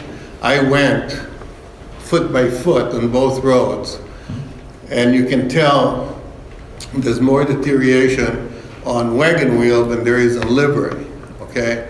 There's curbs on Livery, there is no curbs on Wagon wheel, but yet we kind of package everything into a single project. I think that we would do well on Livery, okay, with just the grind and seal coat, whatever it's called, okay, as opposed to all. So to package everything in one is the worst case scenario every time. You know, you look at the worst case scenario and you apply that to everybody, okay? So that's not right either. I know it's a little harder to have it in multiple projects, but it makes sense when you address a problem as a project, not the solution as a project. Okay. So anyways, I had a lot of notes that I taken from your minutes, even though the 2010 to 2013 are not even readable, because somebody wrote them in pen and just pasted them on the website. But the other information is very good, and the graphs and the separation, but still I don't understand the 30-some% of other capital of where it's spent, and of course the differences in maintenance between the bituminous and the gravel. If we spend half as much on bituminous as we did on gravel, I think we won't be here today. So anyways, that's statement. Sure, and I guess I'll address a couple of those statements, and Chris, if you want to talk about the engineering specific ones. As you pointed out, obviously, yes, there's been some transitional periods going on in the township where you said, you know, meeting minutes, how it's been reflected, what's on the website. Yes. I couldn't agree more with everything you just said. 2012 is when I first started serving on the town board, and while we look back at the history and try to figure out what tribal knowledge was there to kind of really ascertain how do we get in this situation, it's hard because township government is a full-fledged government conducted by people who do it on a very, very part-time basis. Nobody here is full-time, we're all very part-time. The amount of time we can contribute is really, it comes down to how much we can. You know, a lot of times decisions were made at hour-long meetings at the meetings. So not being there, I can't speak for exactly what happened, but I do know that without the level of analysis that we put in, I could understand why the maintenance budget was spent the way it was. Gravel is easy. You can get your head around it. It's simple.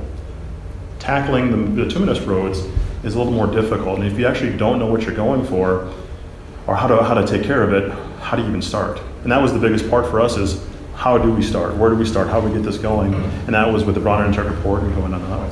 So, but with that being said, I still agree with you. Yes, absolutely. You were spending money, and yeah, you spent it on the things you knew you could get your hand around, but that doesn't, it doesn't make it okay what was going on. But that is something we saw in the past as far as spending habits go, and we look at that. But then again, 2013, 14, 15, this is when we started amping up our game and getting you guys the budget, like you showed that little pie chart, like you have, so we can get these drill downs and go from there. Chris, as far as the engineering specific, the PACER rating, one thing that you should know is the Bronner and Tech report, it's not inch by inch by inch. It is a higher level thing. And as we go through and actually figure out if you guys agree to commission this to go forward, we actually do perform more in-depth analysis to figure out the condition of the roads. And I'll take over here because I'm not going to be able to. Yeah, so, no, that's fine. Yeah, there's a lot of judgment in there and a lot of using the facts that Braun Intertech was able to put together in the report, and then again combining it with what really makes sense. I agree with you that, I disagree with you that the roads are different conditions. Livery's one of the most pothole filled roads in the township, and so that Same potholes every year. they are, but that Right, they won't show up. right, but that indicates a problem. And as we look at what do we do next, how do we move forward, there's kind of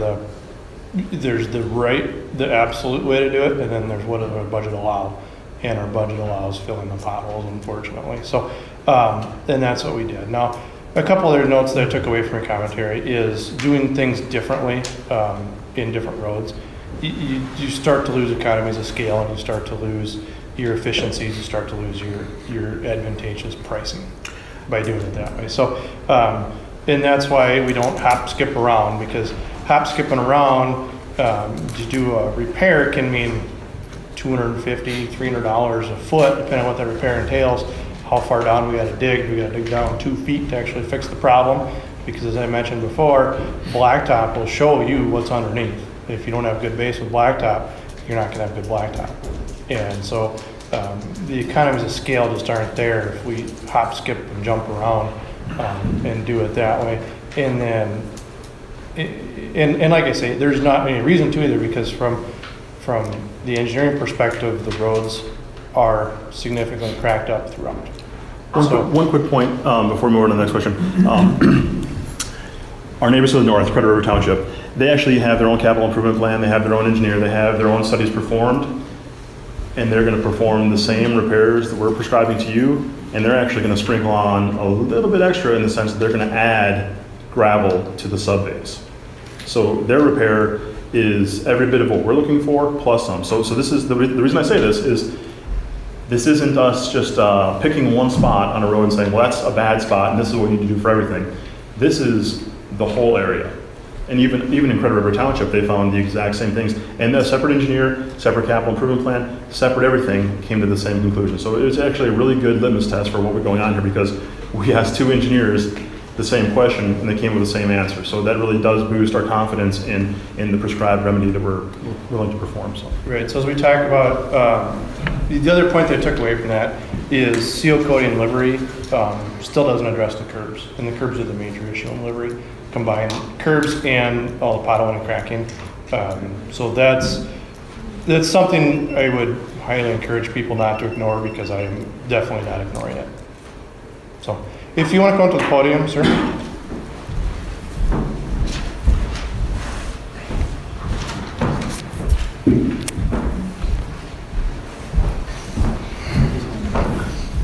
Hi, I'm Jack Heemstra. My wife and I, Suzanne, we live on 9680 Livery Lane, which is about in the middle of the east-west part of it.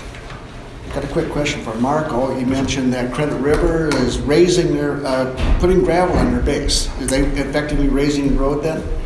It will be. And they don't plan on actually removing anything, so they actually are going to be lifting Is the there road. curbs there?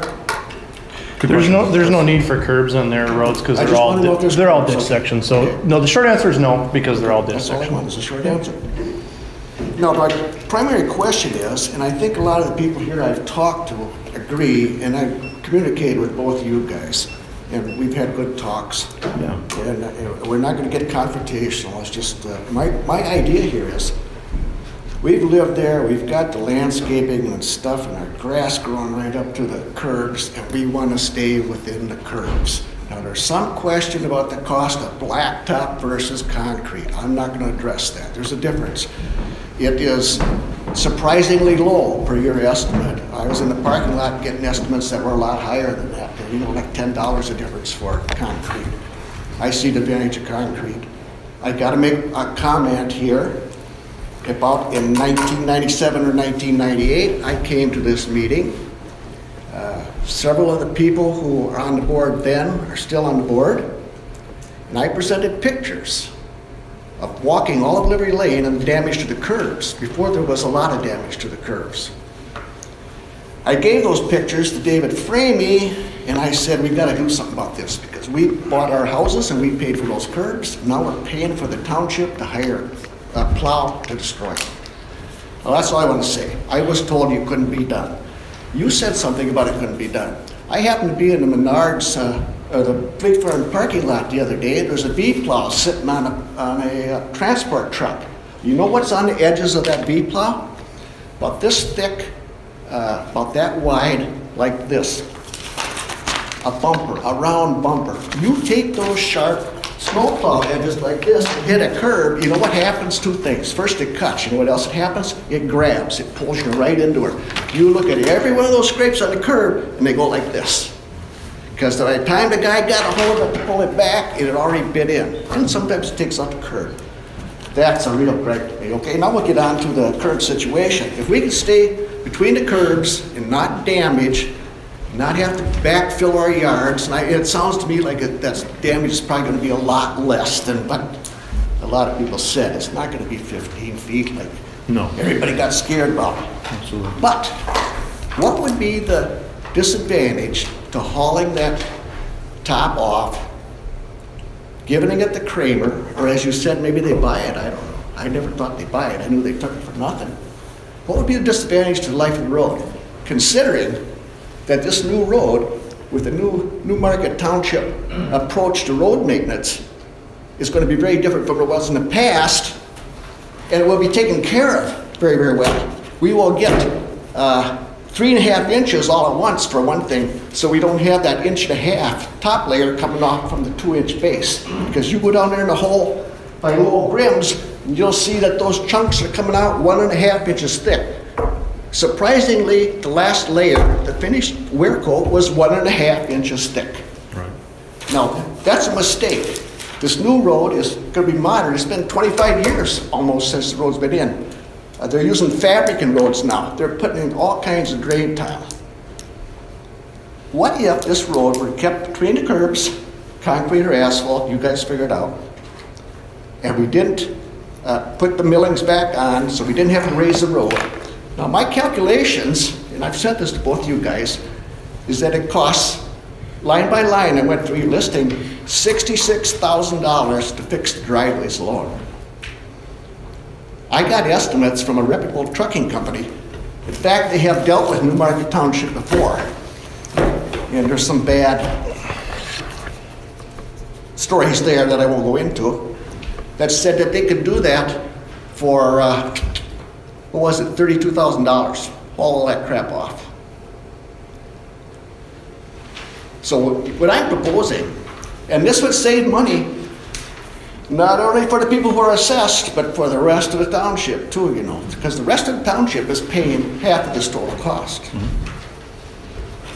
I'm asking you, the engineer, or Marco, what do you think about that idea? What would be the consequences to the life of the road if we went that way? You got to understand, this road lasted 24 years and is still serviceable, except for down in a hole by Lowell, where you got an artesian well, in fact, from the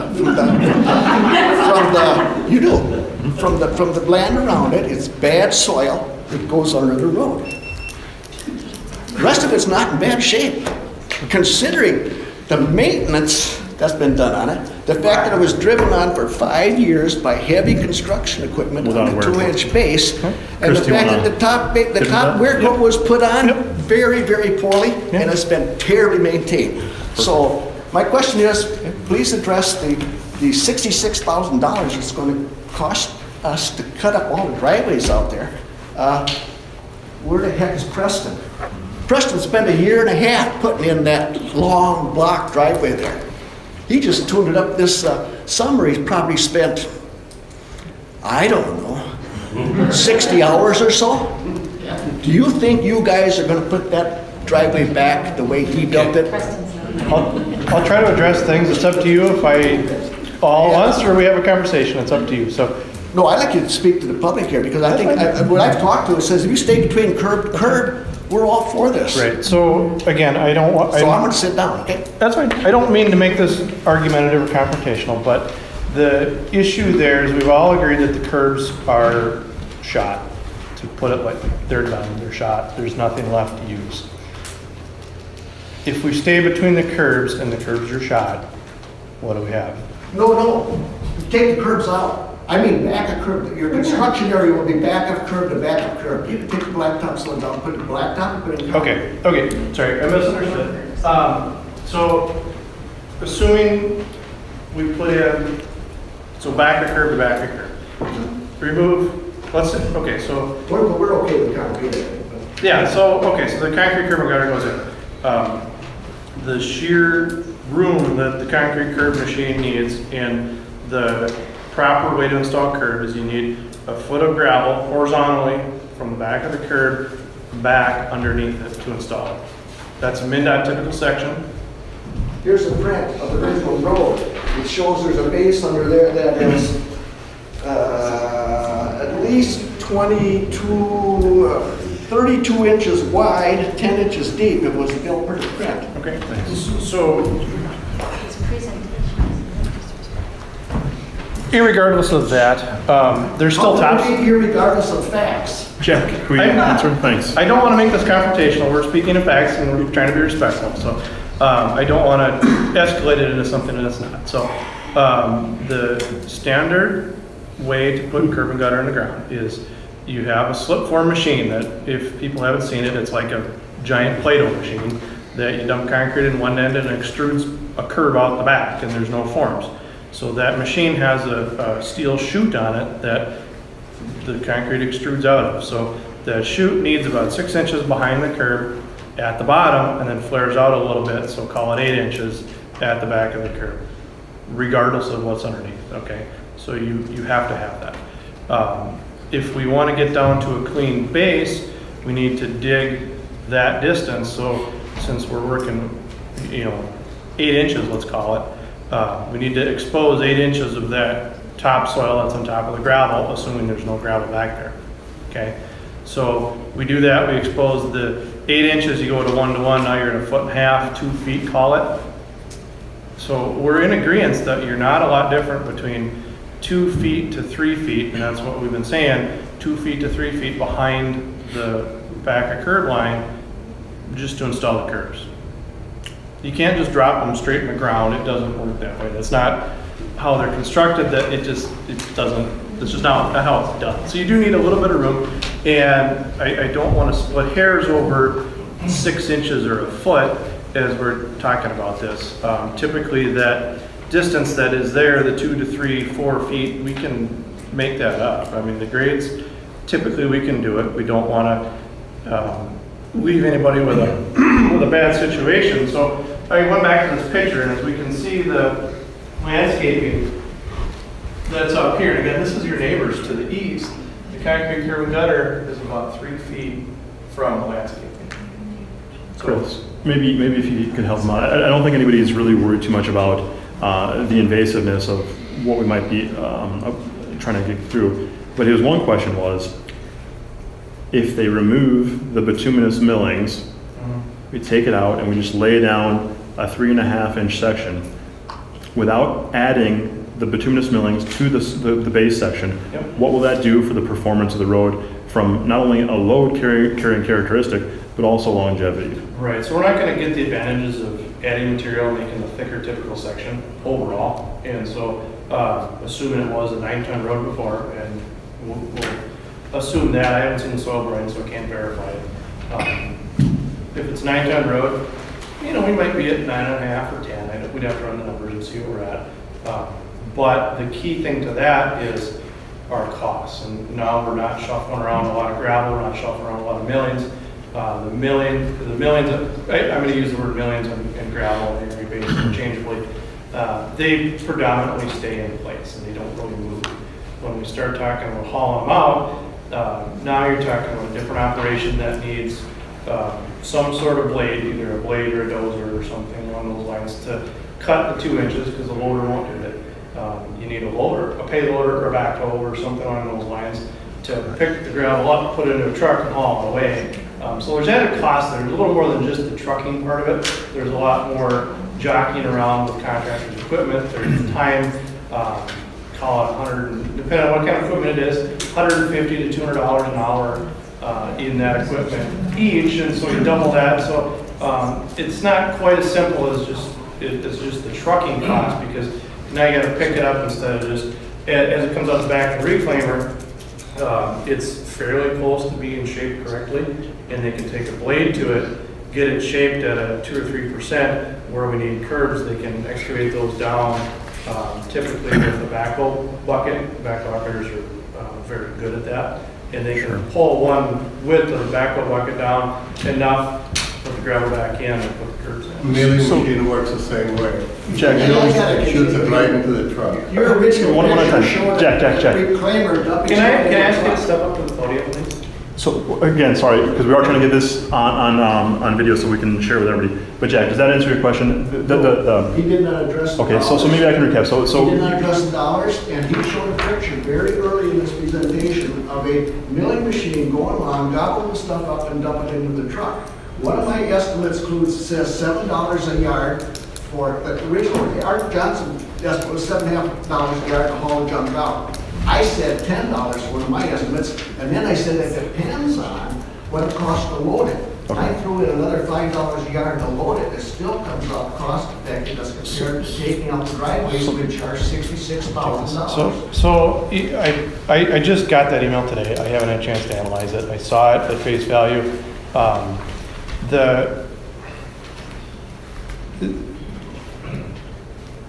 Our estimates are conservative. If it's $60,000, it might be 55. I don't know what it's going to be coming out.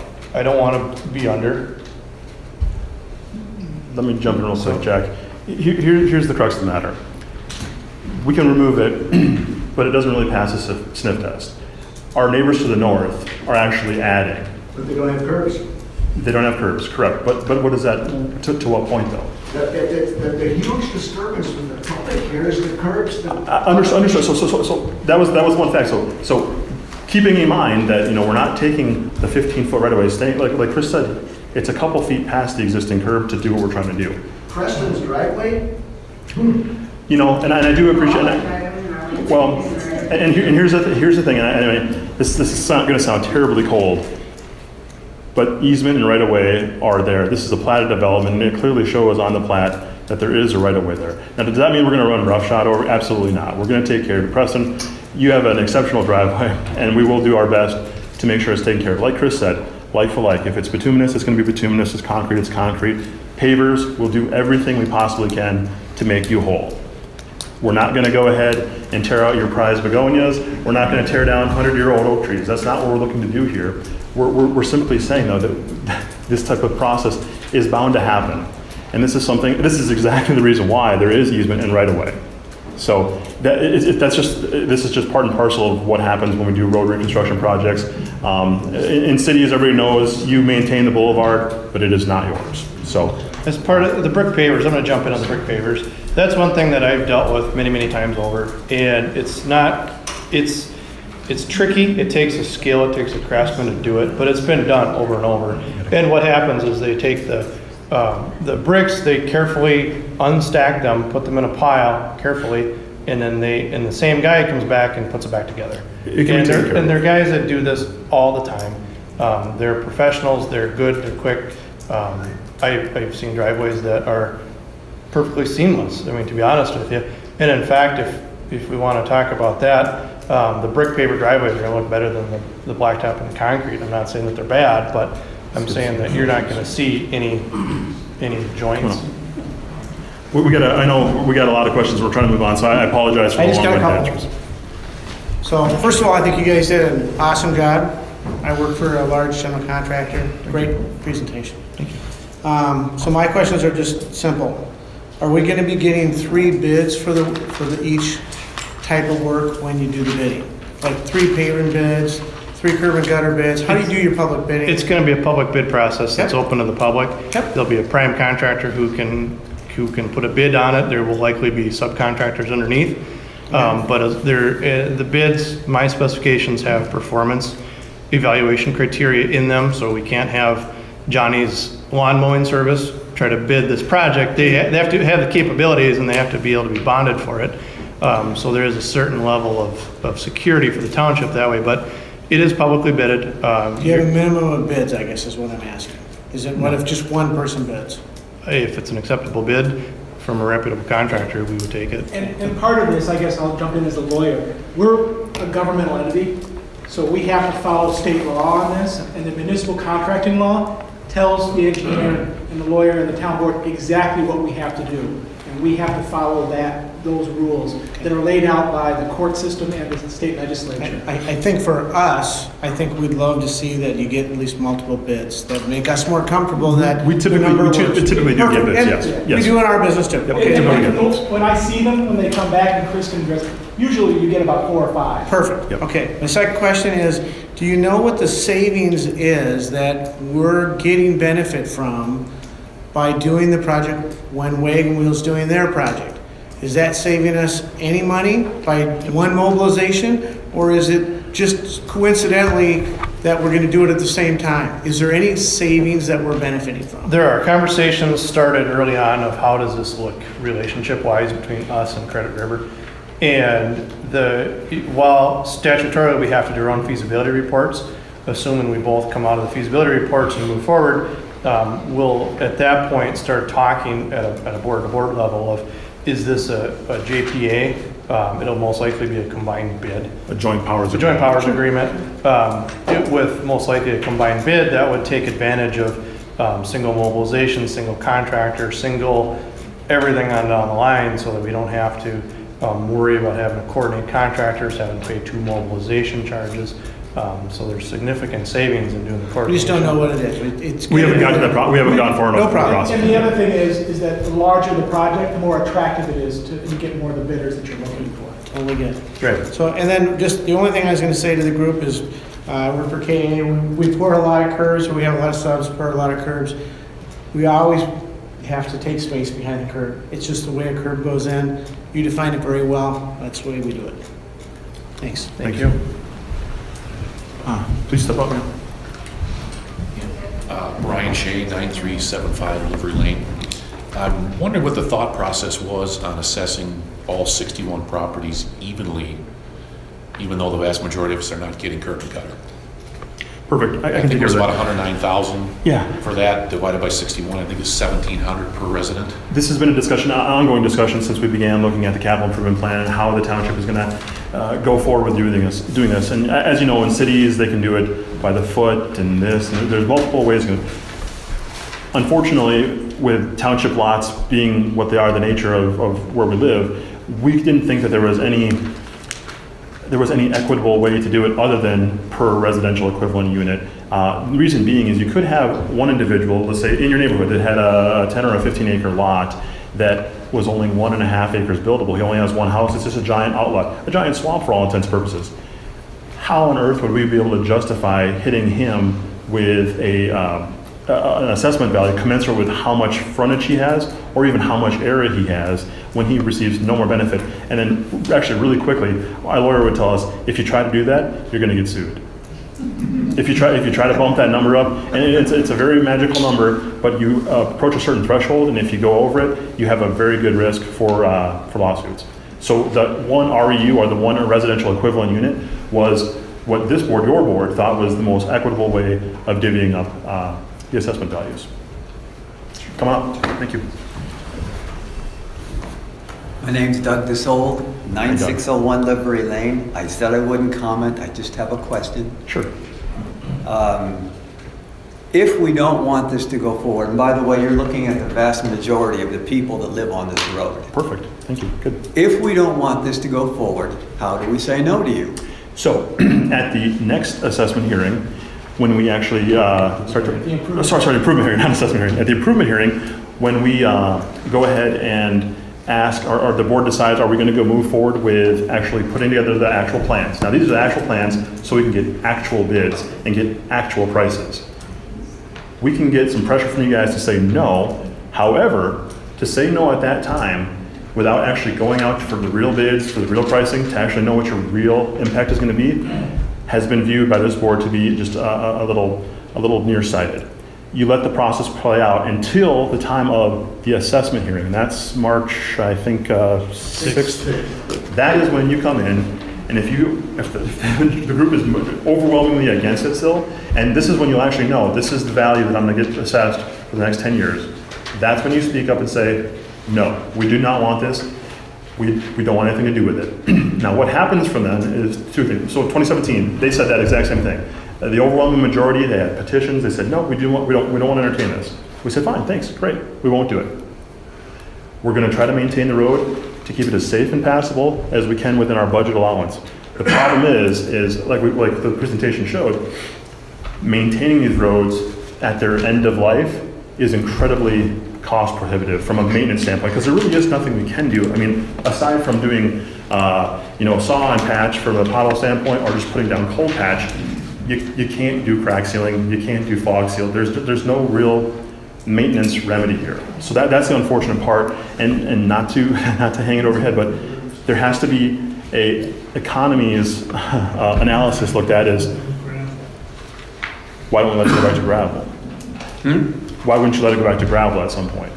If I have a follow-up question. Sure. Did that answer your question, though? Did I get that? Okay? That did, yeah. Perfect. Go ahead, sir. The follow-up is, the evidence that I've been given, I'm not an engineer, I wouldn't presume to question engineering results, but the evidence I've been given so far is completely anecdotal.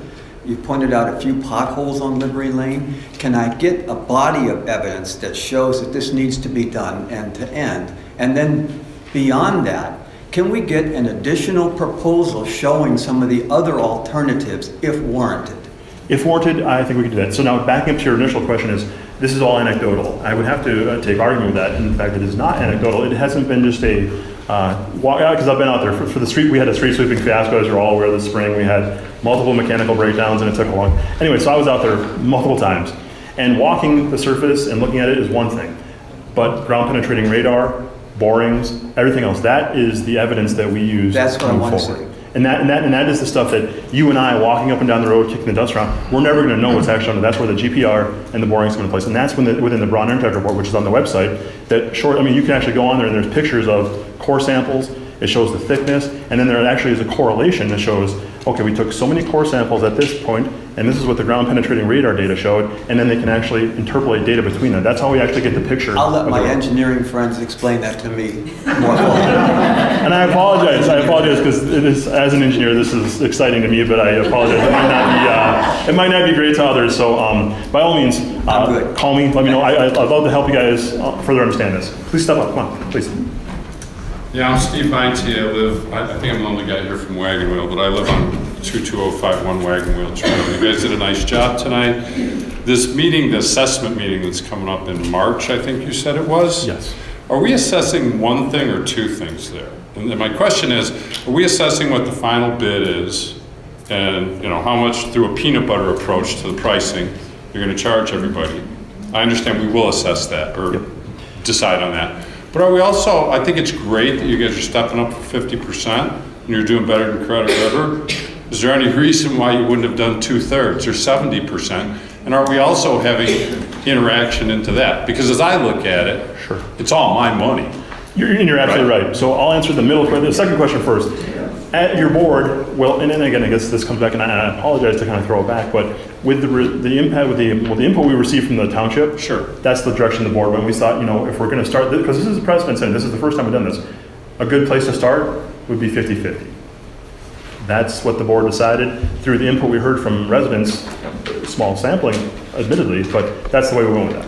So third question, Chris. Yeah, well, I'm Well, gonna, let me ask just one question based on what you said. Earlier, you said that this, the whole wagon wheel area represents the single largest base within No, I'm sorry, I misspoke. I'm talking about bituminous space. all the residents in New Market Township on bituminous. Right, Because by and large, you're on 2.5 acre parcels. right. So your density is going to be higher just Yeah. by default. So having said that, if we got our act together and started showing up at your meetings and Now you're saying talking, something, yes, right? yes, Right, you right. got it. Absolutely. So then, I would love to see then that. maybe we could be really excited about a 70% contribution. Right? What's wrong with 100% contribution? Well, I mean, that's my point. I could care less what Credit River does. Spring Park is does 70/30. Yeah, I mean, those. That's not like entirely Credit true, River. though. It depends on the road. You know my point, though. Absolutely. No, and that's why I hope if you guys had a takeaway from this that you would show up, because yes, you are a very large portion of the township and unfortunately have been underrepresented. So to be clear, at that meeting, the discussion will not only revolve around the dollars to do this deal, but who's paying what percentage. so Fair to say? Yeah, Okay, so- that answers my question. just let me jump in, a couple points of commentary from my perspective on that one. You're right, the assessment policy is set by the board, and of course, the board represents the people, so the more people that get involved, the better off we can be. There are communities in the state that don't assess anything except for the nonprofits, believe it or not. They don't assess residents, but guess what? Their annual taxes are higher. And so they spread the cost across everybody. That's right. When the project comes in, great, I don't pay anything unless you're a nonprofit, because you can do that and they don't pay taxes throughout the year, so they get the churches and the schools pretty good on that one. But you don't have to, it's the policy, but it's how is the temperature of the community to do that? And in this community where there's a fair number of people that live on gravel, and there's actually more gravel roads than bituminous roads, is that fair and equitable for the gravel people? And I'm an engineer, I'm not a policymaker, so that's for the, I'm gonna step aside We're from. excited on his response. Yeah, I'm gonna step aside from that one, but I'm just saying that in commentary. So Mark, we're good. Yep. Perfect. We got a little bit more, and if Because, oh, hold on. I got- Sorry, just go ahead. So we gotta, we always encourage people, but, what else did you ask? That's it. I got exactly what I wanted. Perfect. I will jump in and make one No, comment. sorry, the March 6th one, I was gonna jump in on that one. There's 3 things to do on that one. So there's the awarding of the construction contract, which is based on the low bids that are received. And so if the board does that, now they know how much they have to pay, and the accepting the assessment role is how they fund that cost. So that's the 2 things. So Correct. if they award the bid, now they're on the hook for that money.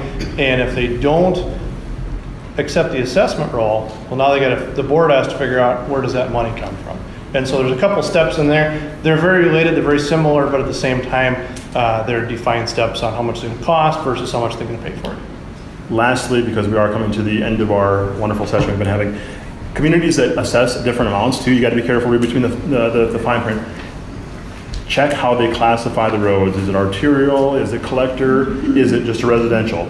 You'll find out that just residential roads, typically the community or the municipality will not pick up nearly as much. So just be careful when you start to hear words out there about, well, so-and-so is picking up this much, why don't we pick up all of it? That's the kind of thing. Please come up. Please. I just have a very quick question. Sure. I'm Susan Schwartz on Livery Lane. If you put in asphalt curbs again, Between the curb, yep. are you going to have to go into the front yards like you do with concrete? No, because you don't have the same machine, correct? It's not the same machine, it's a little different. It gets into the question of rising up a little bit, and so there might be a little bit of tiebacks and making sure everything fits that way. It won't be nearly as much, admittedly, but it's an option. It's not an option I Well- recommend, but it's an option. But just a thought. Just straight from invasiveness, no, it's not as invasive as the Okay, well, curb just a and- thought, maybe that would be something that we could look at, because obviously they've lasted for 20 or 25 years, and look at us, we're not gonna be here in 20 or 25 years. And neither are you guys, probably. So, get a competent snowplow driver and we're good to go. I mean, we Understood. maybe be a little bit more open then, but to come in, and I'm telling you, you guys have taken down our mailbox. My husband has sent in pictures, and you've said, and I understand the right of way, I totally understand that, But What you're did they telling say? all these, huh? What was the response when you sent in pictures? It's on the right of way, too bad, so sad. When was that? Mr. Clausen? That's a long time ago. So just an FYI, since I've been road supervisor, so we're coming on about 5 years, any mailbox that has been taken out by snow being thrown on the mailbox No, this is your driver. is yours. If we hit it, we replace it free of charge. Well, did you hear that? I still think there was a couple of mailboxes that just got fixed this spring from a couple of years ago. Please, I mean, that the happens. comment is, maybe we'd be a little bit more receptible because obviously our road's got a major problem out there. But to come in and wipe out what York, I know for a fact, you will not pull out of there and it will not look the same. I know that for a fact. It's not possible. And I don't have a nice driveway like Preston. I need a new driveway, but it's not gonna look the same. It's gonna be a mess. I mean, I think all we're gonna see is seed thrown and you're on your own. No, I can assure you of that. That will not be the case. In the projects we have done, we've been very, very active with the township resident to make sure that they are taken care of. I don't think that I have a resident yet to date who would say that as a road project came through, that they were unhappy with the result. And that includes, bituminous saw, adding a new apron, addressing landscaping, because we had some people, so folks with two driveways or two approaches, close your ears, because technically that is not allowable. So if you have two driveways coming onto the road, we typically go through and ask which one do you want to keep. With that being said, with the one person that I have in mind that we actually did take one of his driveways out, he was very, very happy with the end product. So we will, it is my word as a chair and as a board member, you will not be left holding the bag with a bunch of hydro seed. Well, I'm just saying though, the landscaping, there is some of the landscaping that's gonna go. Can I be your landscaping project manager out there then? I would love your input, yes, It that would be will not look the fantastic. same, there's no way. Perfect. Well, maybe look at the, not doing the concrete, like I We'll said. take a look at everything, and that's the point of getting this whole thing rolling, is to start to take a look at all the options we have. We're getting there, we have one more question in the back, and then we'll cut you loose. And thank you for staying as long as you have, I appreciate that.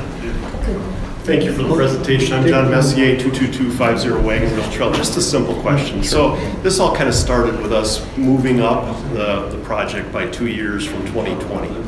Have we considered moving it back to match us, have Credit River match our 2020 schedule? It's all about time value money. A very good question. Yes, bituminous pricings are as low as they've been in a very long time, and frankly speaking, Credit River is the much more senior member of this team. They've had capital improvement plan going on for numbers of years, as Bob would attest to. This is just like breathing for them. So this is their plan, this is what they do. We're coming up, so we're trying to actually, glean some of their success by hooking up with them and going. And right now too, bituminous pricing is great. So we didn't maybe feel it maybe proper to try to, as the freshman on the team, to tell the seniors what to do. Okay, fair enough. One more? Come on, yes, sure. Joyce Sankey, 9570 Norway Hi, Hills Joyce. Trail. You haven't really talked about Norway Hills Trail, other than the Sure. fact that you're going to charge us because we need to drive on that road to get Beneficial home. use, correct. Okay, but we don't drive on curbs to get home. So why are we paying for that? Perfect. Chris, why are you paying for that? Right.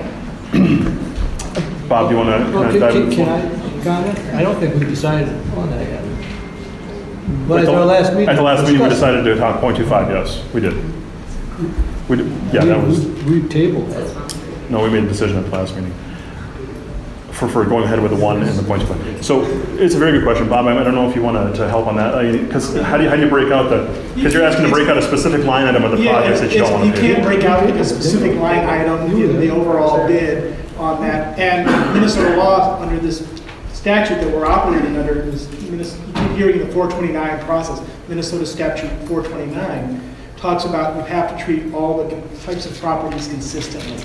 And so they keep talking about residential equivalent unit, really talking about each parcel is going to pay one assessment amount as determined by the town board. And what was being proposed for those that are not on directly adjacent to the road being improved was a quarter of whatever the assessment amount was. Because the law looks at you as having a benefit on this. And yes, but we don't have the ability to take out a line item and stuff, but you are not paying the full amount, you're paying a quarter of what everybody else is paying. So what happens when our road needs to get done? Are you going to have Livery and Wagon will pay for part of that too? And that'll have to be looked at that point in time, and we can take we take that same viewpoint and say, do these other properties benefit? And then it has to pass. I do a lot of walking on our road. So Just a little bit, guys, hold on just a little longer, please. Because that's what the law says we have to take a look at. So every time we do a project, we look to see who would we think benefits. Say, I make a point too, we'll go back at the meeting, the last meeting, I voted no, and George Solers voted no. And you voted yes, and Harry voted yes. What was the vote? On the 0.25 LGU. Doug, if that was the case, it would have been tabled, there would be an even vote. So we actually went through, if you go through the notes, and we all voted. No, it was not tabled. And we're actually not going to talk about that right now. That's going to be in the meeting minutes. Actually, if you want to, if you guys are interested, at the September meeting, we'll discuss that, and we'll actually approve the meeting minutes from that. It's not finalized, yeah. And again, no assessment amounts have been determined by the board yet. What was supposed to be presented at this official one on September 21st is an estimate of what it is. And so we are giving you as much information as you see around here as we can. And it's probably overload with all the stuff that we've tried to talk about here tonight. But once we get the board decides, okay, let's go after this improvement hearing on September 21st, if we're going to go to the next step, order plans and specs, go out for bids. That's what Marco was talking about recommending to you, that this is what the town board has done in the past, and it makes the most sense because then you get a firm number. Then the assessment roll is created. That's when the town board has to actually put the pen to paper and say, yes, this is what each people are getting assessed. We give you an official notice that you get in the mail, sent to wherever your tax statements are sent to, and invite you to come and tell us what your thoughts are on that. That's when the number actually gets determined by the town board, not before. And to answer somebody else's question, and I don't remember which one, the project, the time I can't stop the project is when they award the contract. When the bid is actually awarded sometime in this spring, that's when there's no going back, because now, no matter what, I have to pay this contractor, or we're going to get sued, and the whole town's going to have to, get a judgment against it, which, of course, because we're government, we have to pay. That's where the point of no return. Everything else, even though we keep progressing under the statutory scheme, and we check the boxes off as the procedures that we have to follow, it's when we award the contract to whoever the lowest bidder is, that's when we're committed. What if you have a lot with no house on it? If you have a house with no, you have a vacant lot. No house on it. If you say you have a vacant lot, then the question is a policy one for the board. Some towns say if it's buildable, and you heard Marco mention, I think, or one of Chris or Marco, somebody mentioned earlier tonight, what if it's a lot next to you that is wetland and it's not buildable? Well, then typically, I'm going to tell my client, don't assess that because it's not a buildable lot. Other towns would look at it and say, well, look at the zoning for the county. How many lots could you get out of that? Maybe you could subdivide that, and so you could get 4 lots out of that vacant property. So we're going to charge you 4 parcels, 4 equivalents. And so everybody comes up with these different policies. Right now, this is what the town board is looking at. It's not set in stone. As you've heard, there will be some discussion on that. But the law says I have to treat all the different properties consistently. Right. How we do this, we can't go and say, you get a lot, you don't, you get more. And so we're going to follow the statutes, and eventually this will work its way out. And you will be getting notices of all these things, and you'll have other opportunities to come in here and give us your opinions on these things and try to influence the board in their final decisions. Ultimately, though, I have to tell you, you don't get to vote on it. You elected these people as your elected representatives. They ultimately make the decisions. But we get to vote them out. Exactly. So you have a lot of influence on what they decide to do. And in the past, like you heard from the board, the project that was looked at last year. They said they didn't want it, the board said, okay, fine, we won't do it. So, but again, there's the law, and then there's best practices. And so, again, thank you for coming tonight. I'm going to try to recover real quickly from our attorney throwing us under the bus. Yes, per the last 2017, the last one we did, there was an overwhelming majority saying no. I, for one, am not about to impose my desires or my will upon you. If you say no, this guy's going to vote no. So. Well, I think what I'm hearing is we want options. We don't want it to just be one thing. Well, and I'm afraid if we vote no, that our street's gonna turn to gravel. Well, and we're running out of time, and I apologize because the presentation was really supposed to really encapsulate that, why there really aren't any options. This is the option. As painful as it sounds, because we're all so used to getting options, this is part of the engineering. We went through, and Chris kind of said, what happens if we do an overlay? What happens if we do a mill and overlay? We go through all this process, and we come to the conclusion, and Ron Airtech came to the exact same conclusion, that this is what you do to take care of this. You have a broken leg, we're going to put a cast on your leg, not your arm, or we're not going to, sorry, poor analogy, but you get the idea. This is the most economical and the most feasible option for the township as a whole. Okay, the Can I raise tagline- one, sir? Just, Real quick. This will take 1 minute. Sure. We're relatively highly taxed where we live. And by any standards, the services we get out there are fairly limited. Correct. Okay? And you're telling us tonight that our road needs basically a complete reconstruct because it's been neglected by the township and the county. And during that whole time, we were heavily taxed. Money was going into those coffers. And now you're telling us it's time for you guys to pony up. I'm really uncomfortable with that whole scenario. Sure. That's why I believe over time we're going to get some pushback because it doesn't seem equitable to me. Right, and I guess I couldn't speak of, previous years. Again, being on the board since 2012. I'm not asking you to, I'm trying to frame the whole picture for you Right. from our perspective. Right. It doesn't matter who's screwed up. And looking at, we did actually go through the exercise of looking at, years past and where we are, where we sit in relationship to other townships, and we're not actually taxed highly. We're actually right in line with the rest of the surrounding area, I guess you could say. So, but I apologize if it came off like your fair share. That wasn't the intent. Sorry. We're always asking, the tagline of the company you call for assessment, their tagline is think big, go beyond. We like you to think smaller and don't go beyond. Just look what it takes to do it right. Sure. And it doesn't mean shake the earth. Well, and can't we have the difference of the concrete or the bituminous? And if you're only gonna go a foot into our yard, that might be a little bit more appealing to us than. We can definitely take a look, but also keep in mind, and the marketing slogans and mottos is marketing. But keep in mind, this is actually, it's the township as a whole. We have to do what's right for the whole township. So if we do a substandard or repair that the whole township has to pay for again in a couple of years, the whole township is on the hook. But it is in a couple of years. It's been there for 20 to 25. Correct. I'm just trying to. If you got a snowplow driver that didn't take them out, it might last a little while. Understood. Just trying to point out that this is beyond, as much as we're talking to just your neighborhood right now, there is a community at the whole that is responsible for a large portion of this as well. So, trying to represent everybody, sorry. Just different levels. Yes, Very correct. different levels. Yes. Well, thanks. I appreciate you guys. You're a great audience. Thank you.